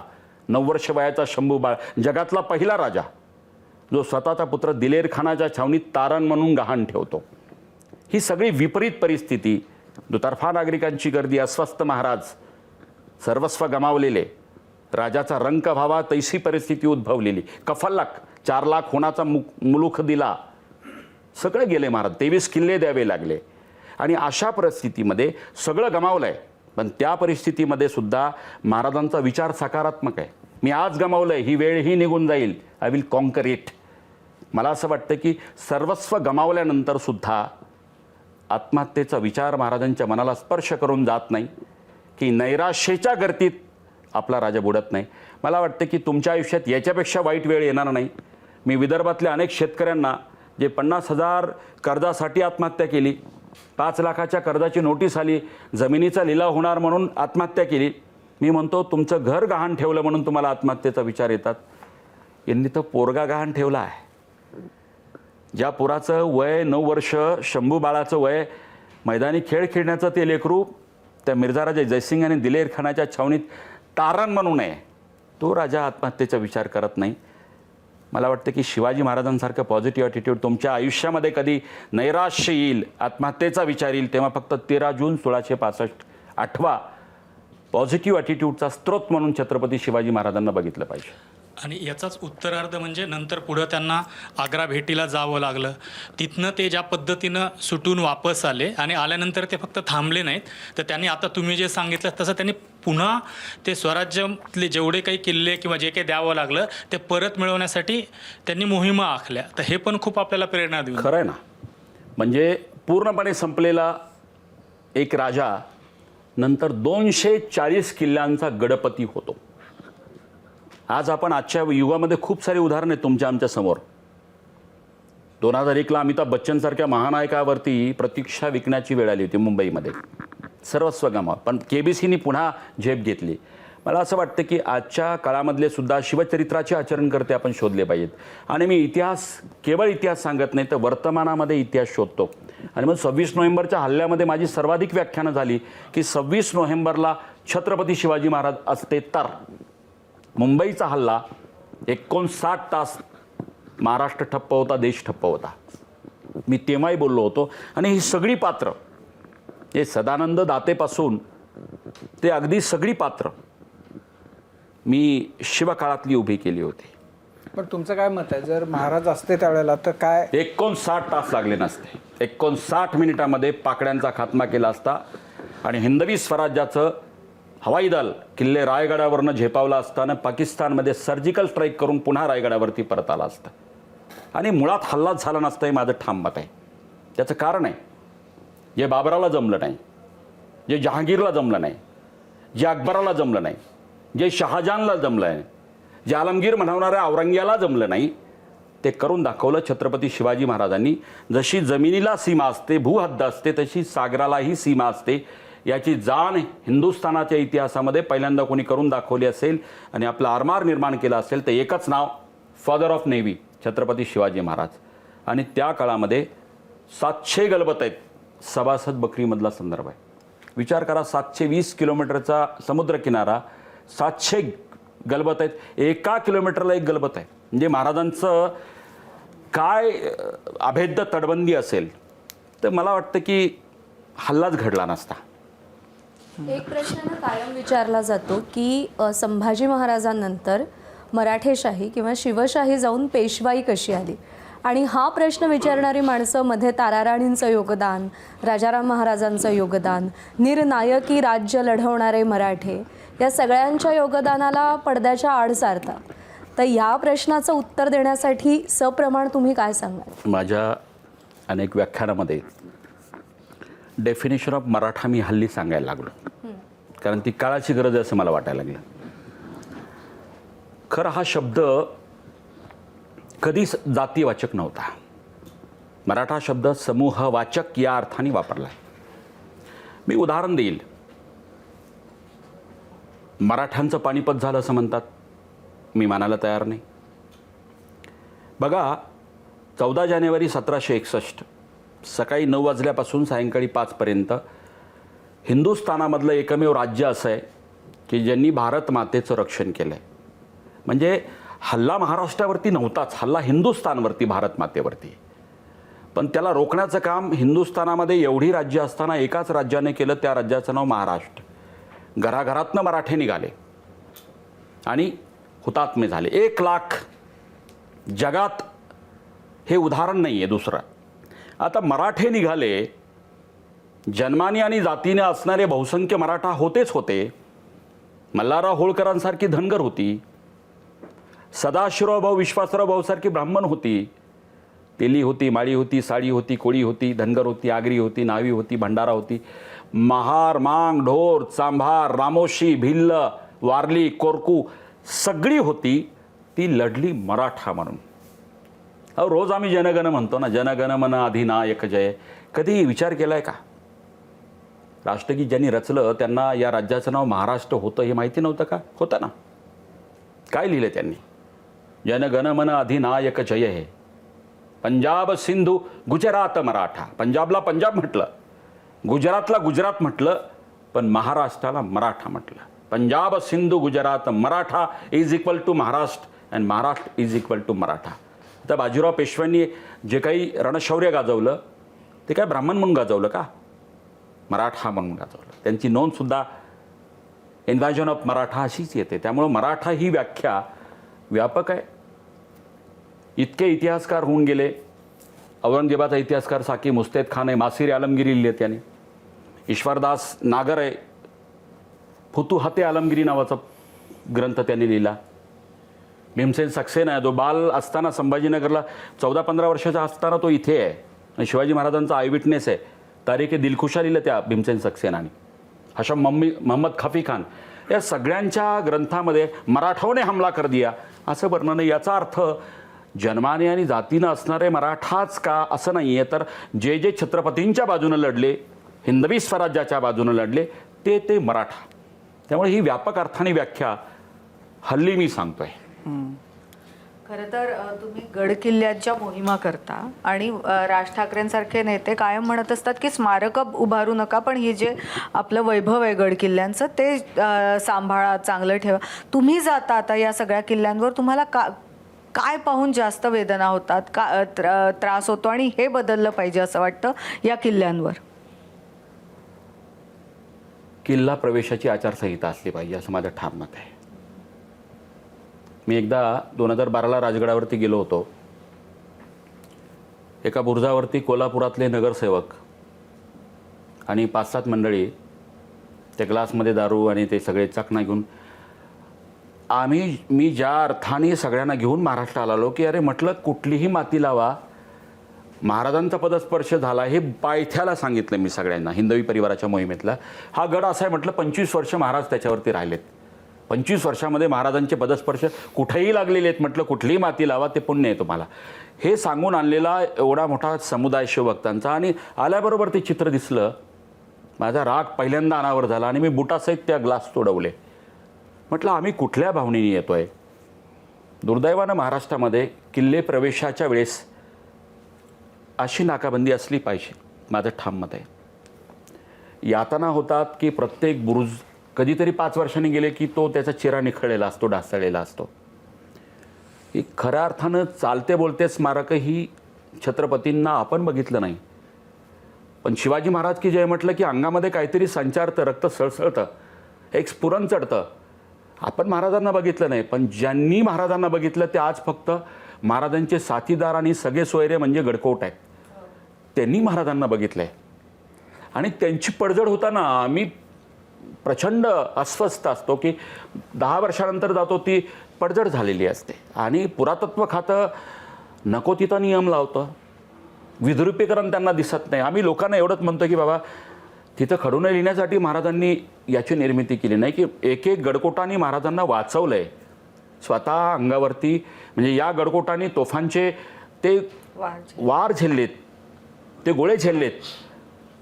त्या तोफा आज शेवटच्या घटका मोजताना कुठेतरी खाली पडलेल्या असतात ना, तेव्हा यातना होतात की आम्ही सहज गडकोट कधीच फिरत नाहीत.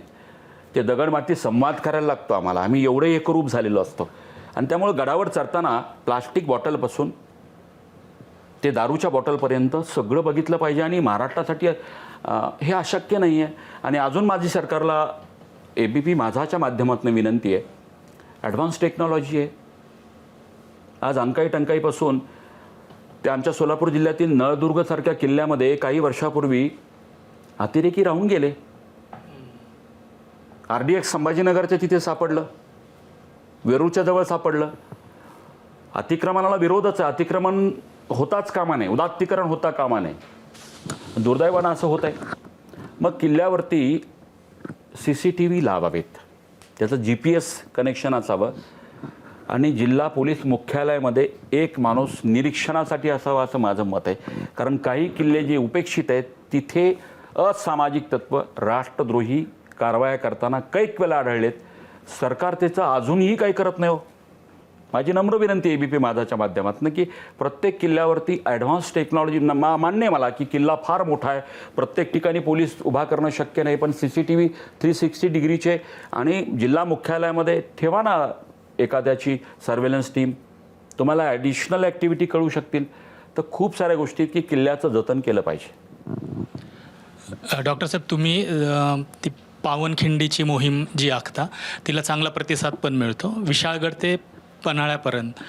तर मग या मार्गावर तुम्ही इतकी वर्ष जात आहेत, त्याच कालावधीमध्ये जात आहेत, तर त्याच्याबद्दल हे थोडं सांगा. आणि त्याला जोडून प्रश्न म्हणजे की कधी तुमच्या या पूर्ण मोहिमेमध्ये आणि तुमच्यासारखे शिवप्रेमी जी ही मोहीम आखतात वेगवेगळ्या वेळी, तर त्यांना अतिक्रमणं होत आहेत आपल्या गड किल्ल्यांवर, हे लक्षात आलं नाही का? त्यांनी शासनाच्या ते लक्षात आणून दिलं नाही का?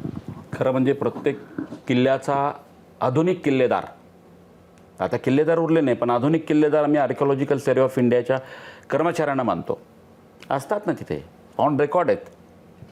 मग एखाद्या ठिकाणी कुठलं ते थडगं दिसतं, त्याच्यावरती चुना दिसतो, पुढच्या 4 वर्षानंतर ती हिरवी चादर दिसते, अनेक ठिकाणी दिसतं ना. काही वर्षानंतर पुन्हा ते पत्रे 4 पत्रे दिसतात, काही वर्षानंतर ते स्लॅबमध्ये परिवर्तित होतं. अफजल खानाची कबरीचं असं उदात्तीकरण झालं. माझी नम्र विनंती आहे सरकारला की हे किल्लेदार आहेत ना, यांना अहवाल सक्तीचा ठेवला पाहिजे. अहवाल द्या ना तुम्ही, काय तुम्ही सर्वेलन्स करताय ना. आणि CCTV वॉच झाला तर प्रश्नच येणार नाही, CCTV वॉच झाला तर प्रश्नच उद्भवणार नाही. त्यामुळं मला असं वाटतं की किल्ल्याची आचारसंहिता स्वतंत्र करावी. आता पन्हाळगड पावनखिंड मोहिमेचं म्हणाल ना, तर 52 किलोमीटरचा हा रोमांचकारी प्रवास आहे पावसाळ्यातला. महाराज 12 जुलै 1660ला सुटले. हजारो शिवभक्तांच्या बरोबर गत 2 दशकापासून आम्ही त्याच मार्गावरनं किल्ले पन्हाळ्याच्या राजदिंडीच्या मार्गानं पुसाटी बुर्जापासनं ते म्हाळुंगे, मसाईचं पठार, खोतवाडी, पाटेवाडी, रिंगेवाडी, मसवड, पांढरपाणी आणि पावनखिंड 2 दिवस पूर्ण. आणि तिसऱ्या दिवशी पावनखिंडीमध्ये ठिकठिकाणी माझी व्याख्यानं असतात. आणि आजवर तर अनेक मान्यवरांनी या मोहिमेमध्ये सहभाग नोंदवलेला आहे. त्यात तर राज्यमंत्री बच्चू कडू कमीत कमी 10 वेळा आलेले आहेत. त्यांना पत्रकारांनी प्रश्न विचारला की दरवर्षी तुम्ही इथं येत आहेत, काय दरवर्षी? त्यांनी एकच उत्तर दिलं की हा प्रश्न वारकऱ्यांना विचारा, पांडुरंग तोच दरवर्षी वारीला काय येतोय? ऊर्जा मिळते म्हणे आम्हाला. आणि मोबाईलसुद्धा दररोज चार्जिंगला ठेवावा लागतो. आम्ही माणसं आहेत. छत्रपतींच्या पदस्पर्श जिथं झाला तिथली ऊर्जा अनुभवणाऱ्यांना असते. आणि पावनखिंडीमध्ये माझं शेवटचं व्याख्यान भर पावसात असतं. त्यामुळं IAS IPS पासून ते बच्चूभाऊ कडूपर्यंत सगळे त्याची अनुभूती घेतात. आणि मला वाटतं की बाजींचा रणसंग्राम एखाद्या मैदानामध्ये ऐकणं, सभागृहात ऐकणं आणि जिथं घडला तिथं ऐकणं, जमीन आसमानचा फरक आहे. तिथून पिढी निर्माण करतो आम्ही. लहान लहान मुलं येतात ना, ही काय केवळ पदभ्रमंती नाही आहे. मी नेहमी माझं पहिलं वाक्य असतं की छत्रपतींच्या मार्गावरनं चालणं म्हणजे केवळ भौगोलिक मार्गावरनं नाही तर आचरणाच्या मार्गावरनं चालण्यासाठी तुम्हाला इथं आणलं आहे. आणि त्यामुळं महाराजांचं पर्यावरण, मी लहान लहान मुलांना उद्युक्त करतो, सर्वाधिक प्लास्टिक कोण गोळा करतं? खरं तर आमच्या अगोदर कुठली तरी चंगळवादी टीम येऊन गेलेली असते, मग ते पाऊच सगळे चॉकलेटचे रॅपर्स, आणि हे उचलणारी एक टीम आम्ही निर्माण करतो. आणि त्यांना सांगतो की जपान सिंगापूरचे गोडवे घातो ना आपण, आपला भारत पण असाच होईल. पण त्यासाठी कचरा उचलणाऱ्यांची संख्या न वाढता कचरा न करणाऱ्यांची संख्या वाढली पाहिजे. खाली पडलंच नाही तर स्वच्छता राहील ना. आणि हे सॉफ्टवेअर आम्ही किल्ल्यांच्या मार्फत लहान लहान मुलांमध्ये टाकतो. आणि मग पावनखिंडीत एवढं मी पोतं गोळा केलं, एवढ्या बॅगा गोळा केल्या, मग ती चिमुरडी मुलं येतात. आणि मग त्यांना आम्ही सांगतो हे केवळ इथं नाही आहे, तर तुमच्या गावात जाल, तुमच्या शहरात जाल तर हा विचार लोकांमध्ये प्रसूत करा. छत्रपती शिवाजी महाराजांची पदभ्रमंती म्हणजे केवळ पदभ्रमंती नाही, तर हे संस्काराचं सॉफ्टवेअर टाकण्यासाठी हिंदवी परिवारानं याचं व्यसनमुक्ती, पर्यावरण, जल, मी सांगतो ना, आता काही ठिकाणी आमच्यासोबत लोक असतात, मी त्यांना टार्गेट देतो, आता ठीक आहे मोहीम झाली, वर्षभर काय करणार पुढच्या मोहिमेपर्यंत? मग कुणीतरी BSc ॲग्रीवाला उठतो, तो संकल्प करतो की आम्ही 5 शेतकरी दत्तक घेणार. त्यांच्या आयुष्यात परिवर्तन करणार. किती मोठा विचार आहे. म्हणजे जर का उत्पादन खर्च 10,000 लागत असेल आणि तो एखादा पेस्टिसाईड ऑर्गॅनिक पद्धतीने गूळ आणि लसूण कालवून करत असेल तर मला वाटतं 5,000चे 50 रुपयात होणारं काम 4,950 तो शेतकऱ्याची वाचवतो. दिस इज अ नेशन बिल्डिंग. म्हणजे नेशन बिल्डिंगच्या फार मोठ्या व्याख्या हिंदवी परिवाराने ठेवल्या नाही. छोट्या छोट्या व्याख्या. तुम्ही आता काय करणार. एखादी मुलं येतात की नाही महाराजांचा 395वा जन्मदिवस आहे, 390वा आहे, 390 मी झाडं लावणार, रोज पाणी घालणार, 1 वर्षानंतर शिवजयंतीला संकल्प करणार, महाराज हे झाड एवढं वाढलं, हे एवढं वाढलं. मला वाटतं की पिढी निर्माण करण्याचं काम हिंदवी परिवार करते. डॉक्टर साहेब, तुम्ही आता गड किल्ल्यांचं सांगितलं की आचारसंहिता पाहिजे. तुम्ही पावनगडचे पन्हाळा ते विशाळगड तुम्ही पायी मोहीम काढता, पण पावनखिंड जी आहे तर ती ओरिजिनल जी होती ती आता तिथे एवढ्या मोहिमा झाल्या की तो हमरस्ता झाला आता. म्हणजे शिवाजी महाराज त्या काळात कसे गेले असतील, हा म्हणजे पूर्वीचेच पावनखिंड पाहिलं तर असं वाटतं की कसे गेले असतील. आता मात्र तो हमरस्ता झाला, पण ते चुकीचं आहे असं तुम्हाला वाटत नाही का? किल्ले ज्याला आपण म्हणतो की पुनरुज्जीवित करणं, 10 कोटी 50 कोटी पॅकेज आणून तिथे जीर्णोद्धार करणं, त्याची सुधारणा करणं, हे कोणत्या अर्थाने एखाद्या वेळेस पर्यटन वाढावं म्हणून जरी त्यांच्या दृष्टिकोनातनं योग्य असेल तरी पावनखिंडीमध्ये निसरड्या वाटामधनं घसरत जाऊन पडणारे शिवभक्त असताना पावनखिंडीचा जो थ्रिल होता, आज पायऱ्या केल्या, त्याचं दुर्गमत्व संपलं. मला वाटतं की काही ठिकाणचं दुर्गमत्व असलं पाहिजे आणि छत्रपतींच्या, मावळ्यांच्या, बाजींच्या पराक्रमाची साक्ष असणारी ती पावनखिंड, त्याचा तो पूर्वीचा जो थ्रिल होता आता तो नाही आहे. दुर्दैवानं आता खूप साऱ्या ठिकाणी असं व्हायला लागलं. वाईट वाटतं. पण आता बोलताना जेव्हा तुम्ही गड किल्ल्यांच्याबद्दल बोलत होतात तेव्हा इतकं आतून तुम्ही बोलत होतात की तुम्हाला म्हणजे मन असं तुमचं उमाळून गेलं आणि तुमच्या डोळ्यातनं पाणी आलं. मगाशी तुम्ही ते पन्हाळ्याच्या वेढ्याच्याबद्दल बोलताना तेव्हाही तुमच्या डोळ्यातनं आपसूक पाणी येताना दिसलं. म्हणजे तुम्ही जेव्हा व्याख्यानं देता तेव्हा तुमचा समोर बसलेले सगळे रोमांचित होणं, त्यांच्या डोळ्यातनं पाणी येणं हे आपण समजू शकतो. पण वक्त्याच्याही डोळ्यातनं असंच धारा येणं हे दर खेपेला असं होतं तुमचं? काय होतं की मी पाठांतर करत नाही. मी प्रत्येक प्रसंगात इन्व्हॉल्व असतो. मला तो प्रसंग आणि हे समोर दिसतो. तो शिवाकाशीदाची भेट, शेवटची भेट, बाजींचं ते सांगणं, 2 प्रहर पावे तो गनिमास खिंड चढू देणार नाही. असंख्य वार झालेले असताना सुद्धा समोर यमराज दिसतोय, डोळ्याची झापडं पडतायत, नाडी मंदावत चालली, श्वास मंदावत चालला आणि त्याही प्रसंगामध्ये तोफाचे आवाज येत नाहीत म्हणून त्या यमराजाला सुद्धा सांगण्याचं धारिष्ट, यमराजा थांब, माझा स्वामी अजून पोचला नाही. ही चित्र, ही पात्र मला समोर दिसतात. त्यामुळं माझं पाठांतर नसतं. मी माझ्या आयुर्वेद हॉस्पिटलला बसतो, पेशंट तपासतो, तेव्हा लोक म्हणतात की तुम्हाला वक्ता म्हणून ऐकताना तुम्ही राहत नाही. खरी गोष्ट, मी राहत नाही. कोणीतरी माझ्याकडनं करून घेत आहे. मी प्रत्येक ठिकाणच्या भूमिका अदा करतो. एक आहे की शिवचरित्राचं आचरण म्हणजे नेमकं काय याचं साधं उदाहरण आहे. मी 2011ला माझं सोलापुरामध्ये आयुर्वेद पंचकर्म हॉस्पिटल स्थापन केलं. डे फर्स्टला मी एक तिथे फलक लावला की हुतात्म्यांच्या कुटुंबाकडनं वीर पत्नी, वीर माता, वीर पुत्र कोणतीही शुल्क चिकित्सेची घेतली जाणार नाही, कृतज्ञता म्हणून, कारण आम्ही राष्ट्राचं देणं लागतो. आज मी एखादा कलेक्टर आला तरी उठत नाही, मिनिस्टर आला तर उठत नाही, परंतु आमचा मोहसिन शेख जे हुतात्मा झाला सोलापूरचा पोरगा त्या काश्मीरमध्ये, त्याची अम्मीजान, बिस्मिल्ला अम्मीजान आल्यानंतर मात्र मी उठून नतमस्तक होतो, कारण ती वीर माता आहे. तिला वाटतं की माझं हॉस्पिटल आहे. असे असंख्य, मी नेहमी म्हणत असतो की शिवचरित्राचं आचरण काय हो. हुतात्मा झाल्यानंतर पेट्रोल पंप देणं सहज सोपं आहे, गॅस एजन्सी देणं सहज सोपं आहे, 1 कोटी रुपये मोबदला म्हणून त्या कुटुंबाच्या अकाउंटला टाकणं सरकारच्या माध्यमातून सोपं आहे. पण तुमचं आमचं काय कर्तव्य आहे. मी लोकांमध्ये शिवचरित्र रुजवतो म्हणजे काय, महाराजांच्याच एखाद्या तत्वाचं लोकांना सांगतो. मी सभासद बकरीमधला उल्लेख आहे, तो उल्लेख लोकांच्या समोर सांगतो की भांडते लोक जे पडले होते त्यांचे बायकास चालविले, पुत्र नाही त्यांचे बायकास निमे वेतन करून चालवावे ऐसे केले, जखम पाहून होऊन दिले. महाराजांचं धोरण आहे. एखादा हुतात्मा झाला, त्यांच्या पत्नीला पेन्शन आजच्या भाषेमध्ये ती दिलंय, पुत्राचं पुनर्वसन केलं आहे, पुत्र नसेल तर पत्नीला पेन्शन दिले, एखाद्याचा हात तुटला पाय तुटला जखम पाहून होऊन दिले.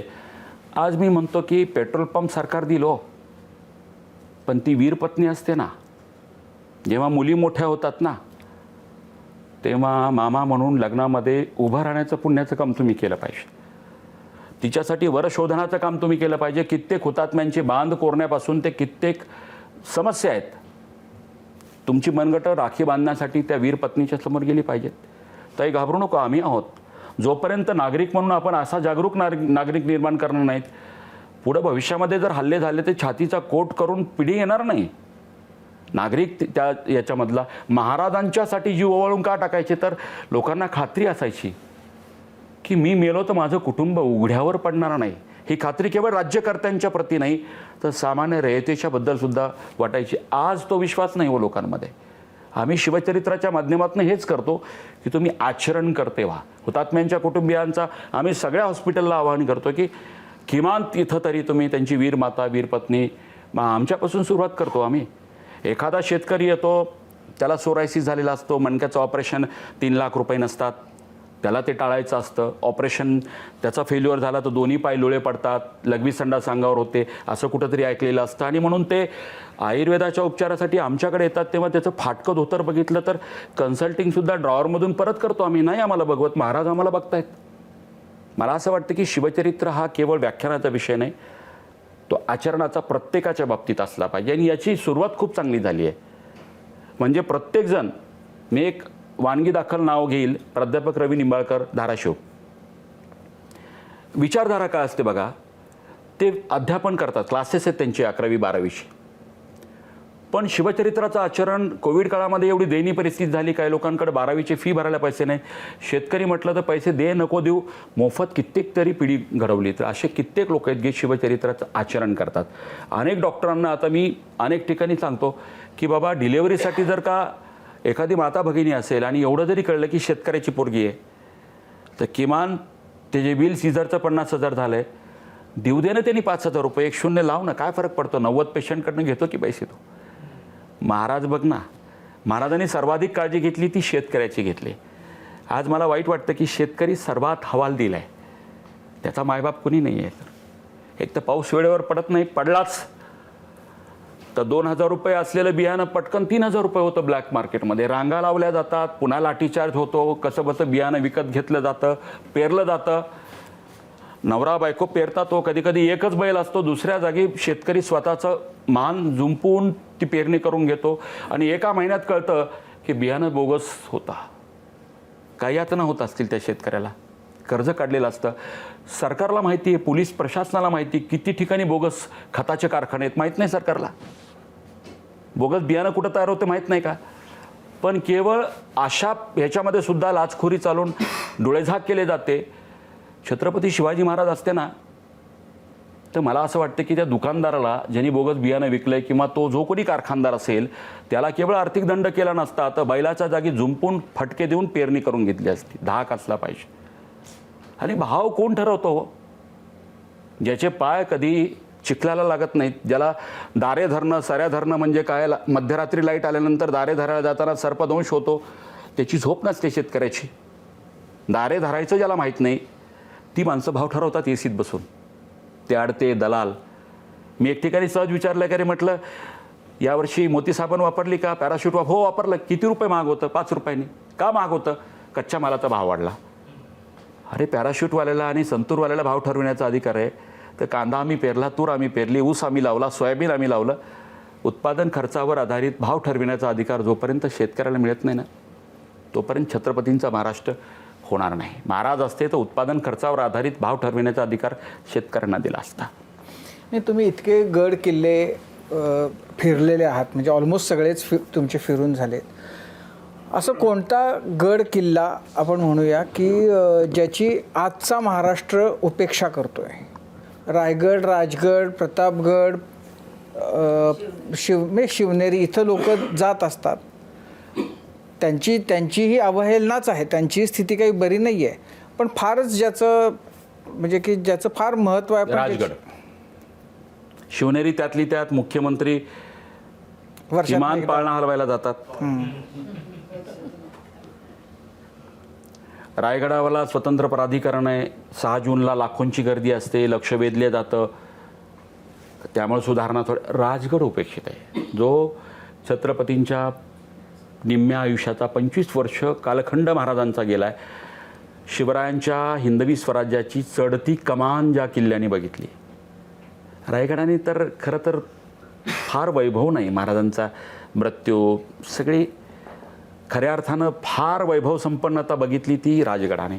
राजगड उपेक्षित आहे. राजगड वैभव संपन्न उभा राहावा. हजारो कोटी इतरत्र खर्च करण्याच्या ऐवजी किल्ले त्या काळात कसे असावेत असे उभे करा. मावळे त्या पेहरावात ठेवा, मशाली ठेवा. बघा तुम्ही, कित्येक परदेशी माणसंसुद्धा ते किल्ला बघायला येतील. आणि महाराजांच्या आयुष्यातला कोणता प्रसंग असा तुम्हाला वाटतो की जो फार महत्त्वाचा आहे, आजच्या काळात सुद्धा त्याच्या मागचा विचार फार महत्त्वाचा आहे, पण त्याच्याबद्दल बोललं जात नाही, सांगितलं जात नाही? खरं तर अर्थतज्ञ शिवछत्रपती म्हणजे मी मुद्दाम शेतकऱ्यांकडेच वळतो, कारण माझा जिव्हाळ्याचा विषय आहे. त्याचं कारण असं की सगळे कारखानदार, वेगवेगळे उद्योग व्यवसाय, कुठं ना कुठं शोषण चालू असतं. कुठले उद्योग आहेत, कुठले इंडस्ट्री आहे, काही ना काही थोड्याफार प्रमाणात एम्प्लॉईचं शोषण चालू असतं. आणि शेतकरी असा आहे की जो कधीच कोणाचं शोषण करत नाही. म्हणजे पावसाचं सिंचन, पाण्याचं सिंचन, आपला घाम, तो अन्नदाता आहे. एका दाण्याचे 1000 दाणे तो निर्माण करतो. आज सोयाबीनचे भाव धाडकन खाली येतात, कोसळतो शेतकरी. इथे आयात निर्यात व्यवस्थित आपण चुकतोय का? छत्रपती शिवाजी महाराज अर्थतज्ञ यासाठी एकच उदाहरण मी देईल की जेव्हा याच बारदेशातनं पोर्तुगीज मुद्दाम मीठ विकायला लागले कोकण किनारपट्टीवरती.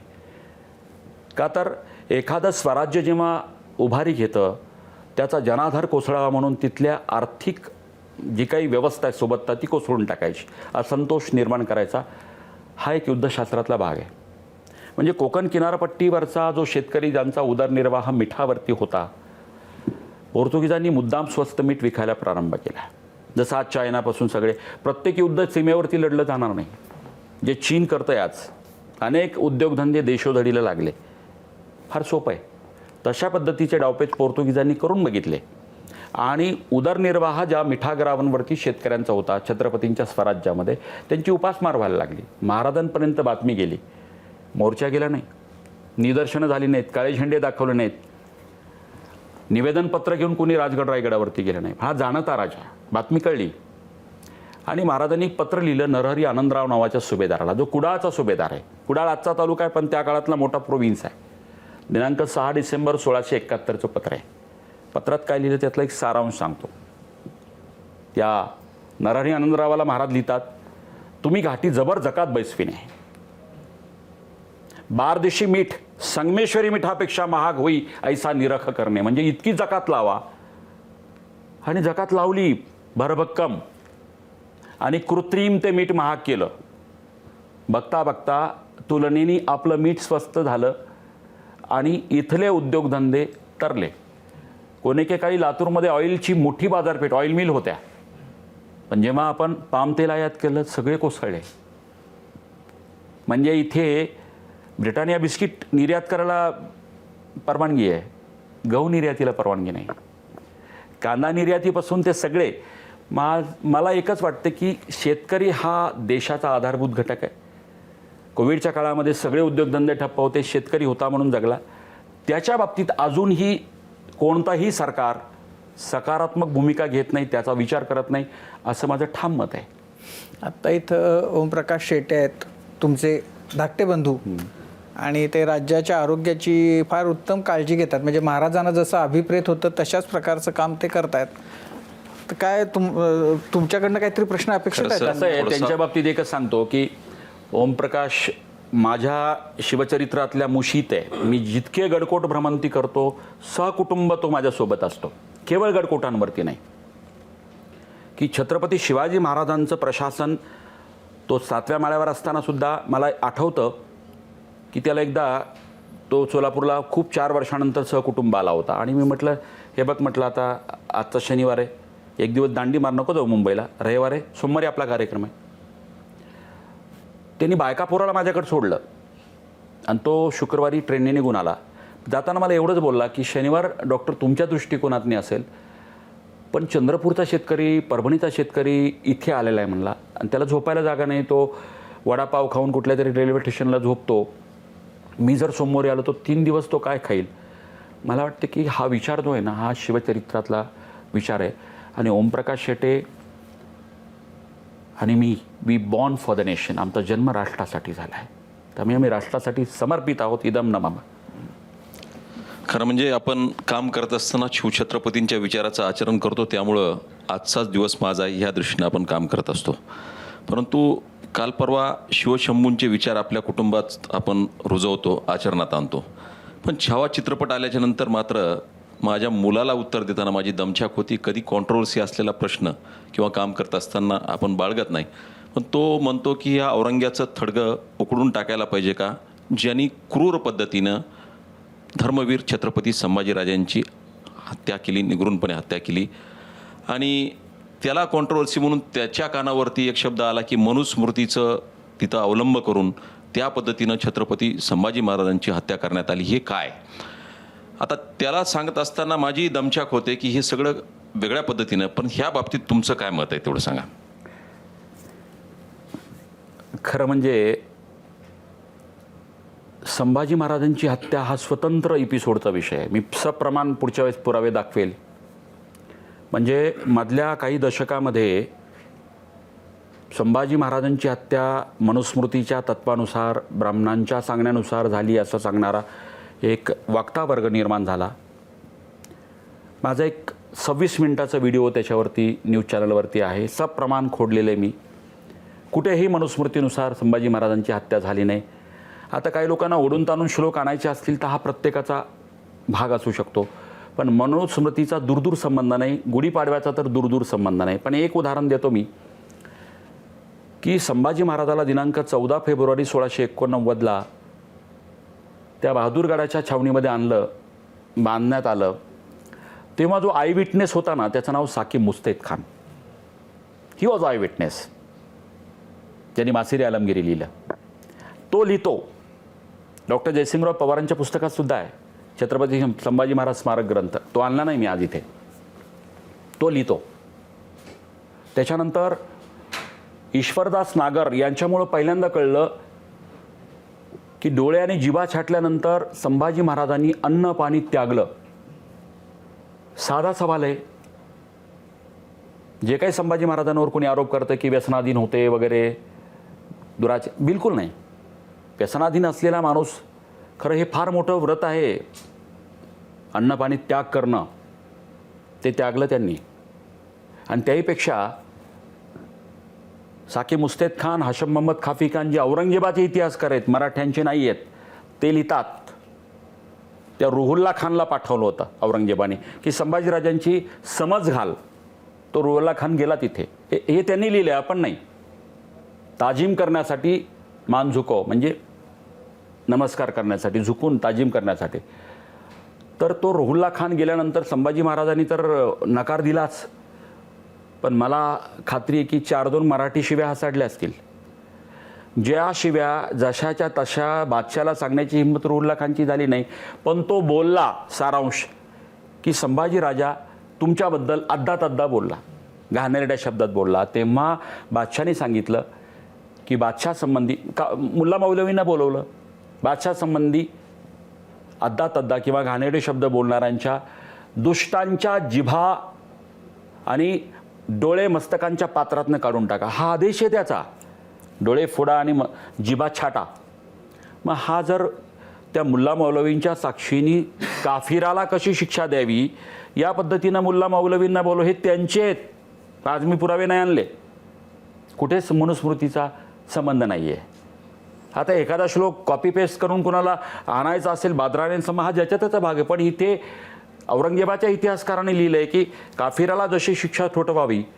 आणि संभाजी महाराजाला सोडणार का हो? त्यांनी 12 म्हणजे त्यांनी आजच्या भाषेमध्ये मृत्यूपत्र, त्यात त्यांनी 12 इच्छा प्रकट केल्या. त्यातली एक इच्छा आहे, मुलाला सांगतो तो, ते इच्छापत्र जगन्नाथ सरकारांपासून सगळ्यांनी छापलेलं आहे. डॉक्टर जयसिंगराव पवारांच्या पुस्तकात आहे. काय लिहितो तो मृत्यूपत्रामध्ये औरंगजेब की राजांनी राज्यकर्ता म्हणून सजग असलं पाहिजे. आणि तो संदर्भ देतो की आग्र्याच्या कैदेतून दुष्ट संभा, आता तो दुष्टच म्हणणार, त्याच्याबद्दल काय, दुष्ट संभा आणि शिवा निसटून गेले ही आयुष्यातली घोडचूक होती. म्हणजे जो औरंगजेब पश्चाताप करत होता, एस्केप या दोघांची, तो औरंगजेब संभाजी राजा सापडल्यानंतर बरं हाल हाल करून ठार मारणं ही का पहिली वेळ आहे का? अरे औरंग्याच्या क्रूरतेचा इतिहासच आहे, तो इतका भयानक इतिहास आहे. आम्ही नाही लिहा. शिखांचे धर्मगुरू नव्हे तेग बहादुरांची ती हत्या चांदणी चौकात, त्यांच्या शिष्यांना त्या पाण्याच्या पातेल्यामध्ये ठेवून नंतर आग लावली, उकळून मारलेत त्यांनी लाईव्ह. त्याचा सख्खा भाऊ, औरंग्याचा जन्म 1618चा, त्याचा सख्खा मोठा भाऊ आहे दारा शुको 1615चा, 3 वर्ष थोरला. बरं त्याला राज्यकर्ता होण्याची हौस नव्हती, ही वॉज अ स्पिरिच्युअल पर्सनॅलिटी, पण याला शंका होती की तो थोरला आहे म्हणून तो हिंदुस्थानचा अधिपती होईल. दिनांक 30 ऑगस्ट 1659ला मुंडकं छाटलं होतं त्याचं याच्या आदेशाने. गुलाम नावाचा तो जल्लाद होता आणि तो मुंडकं घेऊन आला औरंग्याकडं. तर ते रक्ताने माखलेलं हे त्यांनी लिहिलं आहे अखबारात, त्याचे अव्वल पुरावेत, आपण लिहिलेलं नाही आहे, त्यांनी लिहिलेलं आहे.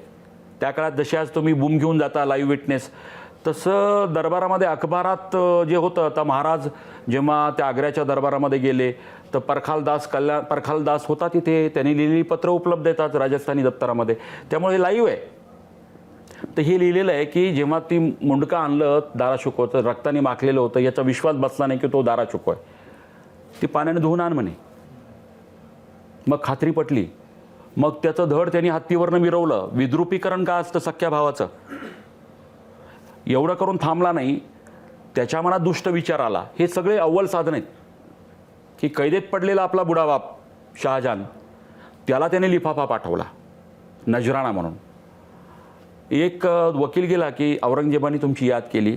लिहिलं त्यांनी की कैदेत पडलेल्या बुड्या बापाला सुद्धा पोरगा कसा का असेना याद केली म्हणून स्मित हास्य खुललं.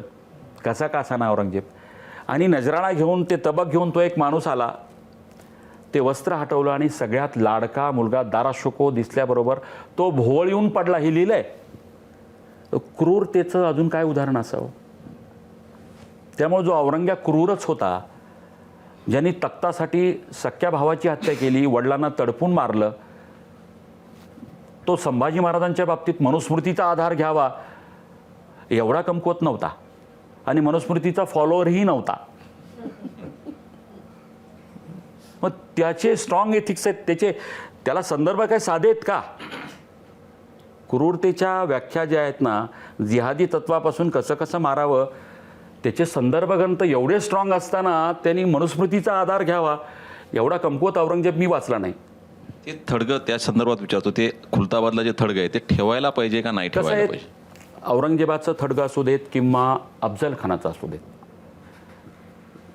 औरंगजेबाचं थडगं, अफजल खानाचं थडगं तर महाराजांनी बांधलंय मरणांत आणि वैराणी. म्हणजे मला एक जणांनी विचारलं पुरोगाम्याने की तुम्ही खोटा इतिहास सांगताय म्हणे. म्हटलं कसं काय? हा तुम्ही व्याख्यानात बोलला म्हणे की जिजाऊ साहेब रामायण महाभारत श्रीकृष्ण कथा सांगत होत्या. म्हटलं खोटा इतिहास कसं काय? त्या काळात टी व्ही चॅनल नव्हते, कार्टून नव्हते, पोगो नव्हते, हॅरी पॉटर नव्हते. त्या काळात याच प्रथा होत्या. म्हटलं आपापले इपिक्स जे बौद्ध कथा, संस्कार कथा, पंचतंत्र हे सांगून सॉफ्टवेअर टाकल्या जायचं त्या काळामध्ये. मग पुरावा काय म्हणे? म्हटलं पुरावा एकच आहे की जे सॉफ्टवेअर टाकल्या जातं, जिजाऊ साहेबांनी मांडीवरती बसून सॉफ्टवेअर टाकलं, त्याला समजेल या भाषेतच मी बोललो कम्प्युटरच्या. म्हटलं प्रभू रामचंद्रांनी वानर सेनेला आदेश दिला होता की रावण मरण पावला, युद्धात संपला, त्याच्या प्रेताची विटंबना करू नका. हिंदू धर्मशास्त्र मरणांत आणि वैराणी, मृत्यूनंतर वैरभाव संपतो. ते सॉफ्टवेअर लहानपणी टाकलं म्हणून अफजल खानाच्या त्या प्रेताची विटंबना महाराजांनी होऊ दिली नाही. इस्लामच्या पद्धतीनुसार त्याचं ते थडगं बांधलं. मला वाटतं की थडग्याचं उदात्तीकरण नको, त्याचा उरूस नको, तिथे अतिक्रमण नको. हे मराठ्यांच्या शौर्याचे प्रतीक आहेत. अफजल खान म्हणजे याचा अर्थ एकच आहे की महाराष्ट्राच्या भूमीवरती आक्रमण करण्यासाठी याल, एक तर इथं गाडू आम्ही, नाही तर पळून जावं लागेल. त्यामुळे औरंग्या मी नेहमी म्हणत असतो की दिनांक 3 एप्रिल 1680 छत्रपती शिवाजी महाराजांचं निधन, 11 मार्च 1689 संभाजी महाराजांचा हौतात्म्य, दिनांक 2 मार्च 1700 एकुलता शेवटचा पुत्र राजाराम महाराजांचं निधन चित्र डोळ्यासमोर उभं करा. औरंग्या महाराष्ट्रात 5 लाखाची फौज घेऊन दाखल झालेला आहे आणि तो सहज बोलून गेला, एक अर्मिलत बेवा औरत कितने दिन, या किती दिवस तो संघर्ष करेल. विधवा ताराराणी 2-3 महिने असा त्याचा अंदाज होता की विधवा बाई कितपर्यंत आपल्याला लढेल, हे त्याचं वक्तव्य आहे. पण त्या ताराराणीनं 1 वर्ष नाही, 2 वर्ष नाही, 7 वर्ष ताराराणींनी त्याला झुंजवलं आहे. शेवटी तो फ्रस्ट्रेशनमध्ये इथं मिळाला आहे. मराठ्यांची 1 इंच भूमी जिंकता आली नाही. ताराराणी 86 वर्ष जगल्यात, पैकी 61 वर्ष वैधव्यात जगल्यात. व ताराराणींनी 1761चं पानिपताचं युद्ध पण काय झालं इतिवृत्तांत ऐकलेला आहे.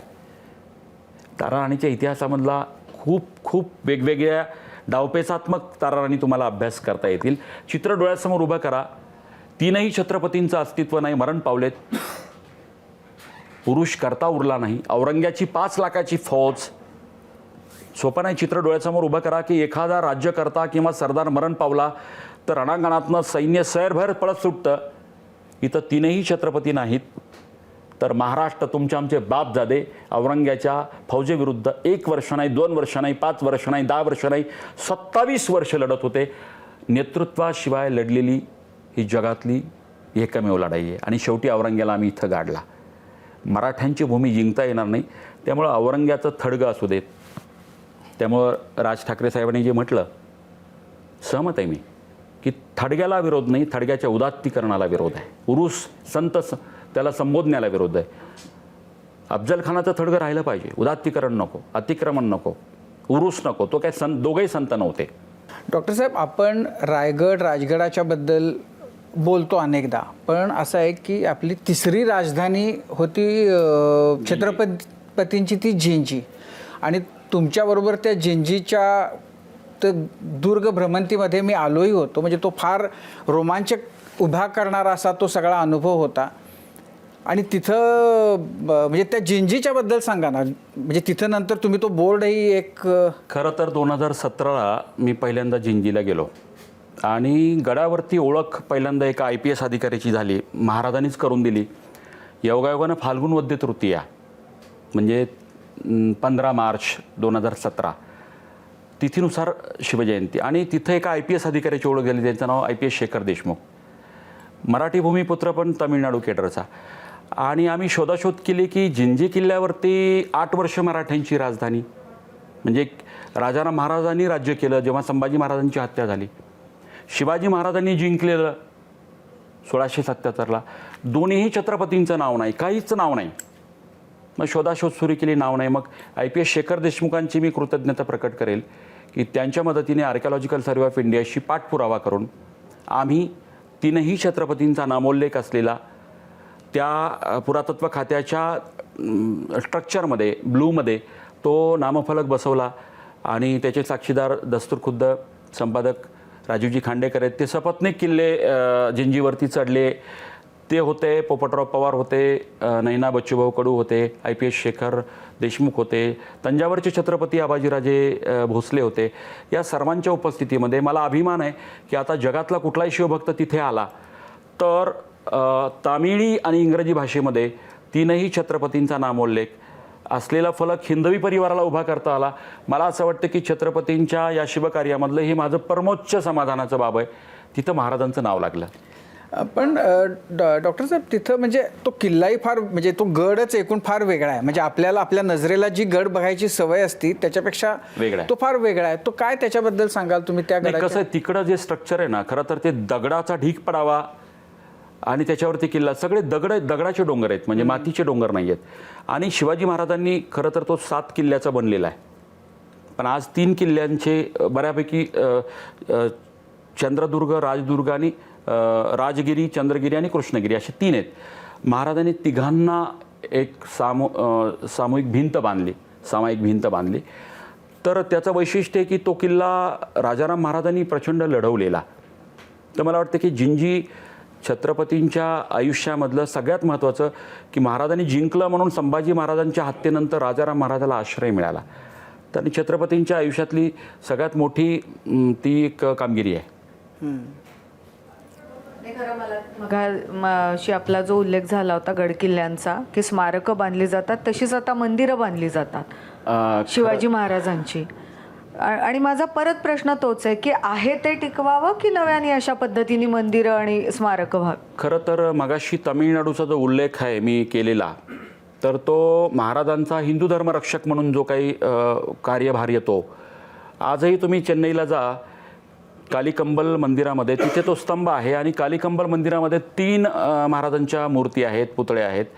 म्हणजे गोपुरामध्ये शिवाजी महाराजांना स्थान एकमेव आहे. म्हणजे शिवाजी महाराजांनी तिथं येऊन जे धर्मरक्षण केलं याची कृतज्ञता म्हणून तामिळी लोकांनी गोपुरामध्ये देवदेवतांच्या गर्दीमध्ये शिवाजी महाराज एकमेव महापुरुष तिथे स्थानापन्न केले. हा छत्रपतींच्या कार्याचा गौरव आहे. हे खरं असलं तरी शिवाजी महाराजांचं दैवतीकरण होऊ नये, मंदिरं होऊ नयेत या मताचा मी आहे. शिवाजी महाराज आस्तिक होते का? होते. हिंदू धर्मरक्षक होते का? नक्कीच होते. महाराज देव देश धर्म मानणारे होते का? होतेच. पण महाराजांना मंदिरात बसवणं हे पुढच्या 100-200 वर्षानंतर फार घातक चित्र, विदारक चित्र होईल. कारण आज मंदिरं करताना, आरती म्हणताना आपल्याला कदाचित हेतुशुद्धता असते. महाराजांच्या प्रति भक्ती आहे म्हणून ती मंदिरं बनवली जातात. परंतु त्याचं काय होईल? पुढच्या 100-200 वर्षानंतर एखादा चित्रपट दिग्दर्शक येईल, सिनेमॅटिक लिबर्टीच्या नावाखाली पुढच्या 100 वर्षानंतर एखादा चित्रपट येईल, अफजल खानाला भेटीला महाराज जाताना दाखवले जातील, मानवी हाताच्या त्या बोटामधून सिंहाची नखं येतील, चेहरा सिंहाचा होईल, नरसिंहाच्या अवतारात त्या अफजल खानाचं फोट फाडलं जाईल आणि पुन्हा मानवी अवतारामध्ये महाराज जिजाऊच्या समोर प्रकट होतील. 5 लाखाच्या फौजेमध्ये शाहिस्ते खानाच्या एक माणूस म्हणून जाणं शक्य नाही, महाराज देव होते म्हणून. मग महाराज अदृश्य होतील, 3 बोटं छाटल्यानंतर पुन्हा राजगडावर प्रकट होतील. आग्र्यावरनं दिनांक 17 ऑगस्ट 1666 महाराज निसटले. 25 दिवसात राजगडावर माणूस म्हणून येणं शक्य नाही आणि महाराज देव होते म्हणून घोडा दाखवतील, घोड्याला पंख दाखवतील, उडत घोडा राजगडावरती. म्हणजे अशा पद्धतीने दैवतीकरण जर झालं तर महाराजांचा खराखुरा महापुरुषांचा पराक्रम हा दैवतीकरणाच्या चमत्कारिक आणि दंतकथामध्ये परिवर्तित होईल. आज जसं आपण इंद्राच्या कथा, हनुमानाच्या कथा या ऐकतो, तशा चमत्कारिक कथा किंवा हनुमानाचा फोटो, गणपतीचा फोटो, त्या फोटोमध्ये पुढच्या 100 वर्षांनंतर एक देव म्हणून महाराज बसवले तर त्यांचं आपलं नातं तुटेल. शिवाजी महाराजांचं शौर्य आणि पराक्रम महापुरुषाच्या उंचीवरनं जिजाऊच्या पोटी जन्मलेला हाडामासाचा महापुरुष म्हणून शोभतं आणि म्हणून महापुरुष म्हणून महाराजांची स्मारकं व्हावीत, मंदिरं होऊ नयेत. जिल्ह्यात व्हावीत, तिथे महाराजांच्या शौर्यकथा म्युरल्स दाखवावीत, लेझर शो दाखवावीत हिंदी, इंग्रजी, मराठीमध्ये. पण महाराजांना मंदिरात बसू नये. दैवतीकरणामध्ये कर्तृत्व संपतं, खरेखुरे पराक्रम चमत्कारिक कथात परिवर्तित होतात आणि पुढची पिढी काहीच आदर्श घेत नाही. ते देव होते, आपलं काय नातं आहे? आज महापुरुष म्हणून महाराजांचा व्यसनमुक्तीपासून पर्यावरणापर्यंत, स्त्री दाक्षिण्यापर्यंत गुणधर्म रोज महाराजांचे गुणधर्म घेतात महापुरुष म्हणून. आणि महापुरुष आणि देवतेमधला सगळ्यात मोठा फरक सांगतो मी. महापुरुषांच्या समाधी असतात. महाराणा प्रताप समाधी, छत्रपती संभाजी महाराज समाधी, अहिल्यादेवी समाधी, ताराराणी समाधी, महापुरुष छत्रपती शिवाजी महाराज समाधी. महापुरुषांच्या समाधी असतात, देवदेवतांच्या समाधी नसतात. हा सगळ्यात महत्त्वाचा फरक आहे. म्हणून छत्रपती शिवाजी महाराजांना मंदिरात देव करू नये. पुढच्या 100-200 वर्षानंतर जसं गणपतीला पेढ्या भरून आपण नमस्कार करतो तसं पेढ्या भरून जाणाऱ्याची संख्या होईल. नारळ फोडले जातील. आता मंदिर तुमच्याच बाजूच्या जिल्ह्यात झालं आहे. मला आश्चर्य वाटणार नाही ते मराठीपाड्याचं जे मंदिर झालं आहे, भिवंडी मराठीपाडा गाव आहे, त्यांना मी नम्र विनंती केली होती, तुमचा भाव चांगला आहे, शिवभक्ती चांगली, तुमच्या हेतूबद्दल शंका नाही आहे, पण तुम्ही जे करत आहात 100-200 वर्षानंतर होणाऱ्या विकृतीकरणाचा पायाभरणी समारंभ तुम्ही करत आहात. कारण पुढच्या 5-10 वर्षात बघा लोक कोंबडे घेऊन येतील हो तिथे. महाराज नवसाला पावले, सुनबाईला मुलगा झाला, महाराजांना नवस बोलले होते, शिवकथा जशा निर्माण झाल्या तसं शिवपुराण महाराजांच्या नावाने या दंतकथा चमत्कारिक कथाच्या रूपात असं निर्माण होईल. पोथ्या पुराणं, नैवेद्य, अगरबत्त्या, धूप महाराज अंगात येतील आणि अशा पद्धतीनं जिजाऊच्या पोटी जन्माला आलेला खराखुरा महापुरुष ज्यांच्या पराक्रमाची उंची महापुरुषांच्या उंचीवरनं शोभते. माझं नम्र आवाहन आहे, Napoleon Bonaparte, Julius Caesar, Alexander the great, हे ग्रेट का राहिले? त्यांनी त्यांचा देव केला नाही. आणि म्हणून माझं नम्र आवाहन आहे महाराष्ट्राला की महाराजांचे स्मारक उभी करा, त्याची प्रेरणा घ्या. महाराजांची मंदिरं करून देवत्वाच्या चौकटीमध्ये महाराजाला बंदिस्त करू नका. त्यांचं कर्तृत्व झाकळलं जातं. एक खूप छान वाक्य आहे की इथल्या मातीचं ढेकूळ पाण्यात टाका, जो तवंग उमटेल तो इतिहासाचा. हे ऐकत वाचत एक पिढी मोठी झाली, पण दुर्दैवानं सध्या जे चित्र आहे तर तो तवंग वादंगाचा नसावा एवढीच अपेक्षा आहे. आणि या सगळ्यामध्ये एक आशेचा किरण तुमच्यासारखे शिवव्याख्याते जे भूत, भविष्य आणि वर्तमान या त्रिपेढीची गुंफण करत समाजाची वेण घट्ट ठेवण्याचा प्रयत्न करतायत. हा प्रवास असाच सुरू राहू दे यासाठी शुभेच्छा. आणि आज कट्ट्यावर आलात त्यासाठी मनापासून आभार. धन्यवाद. जय शिवराय. आणि यासोबतच क्विक हिल आणि आत्मबोध वेलनेस सेंटर सहप्रस्तुत माझा कट्टा, पॉवर्ड बाय चितळेतू, bank of Maharashtra, Chandukaka Saraf jewels, Barwa skin therapy आणि सोनाई पशु आहार या विशेष कार्यक्रमात आत्ता इथेच थांबतोय. प्रत्येक बातमीच्या अपडेट्ससाठी पाहत रहा ABP माझा.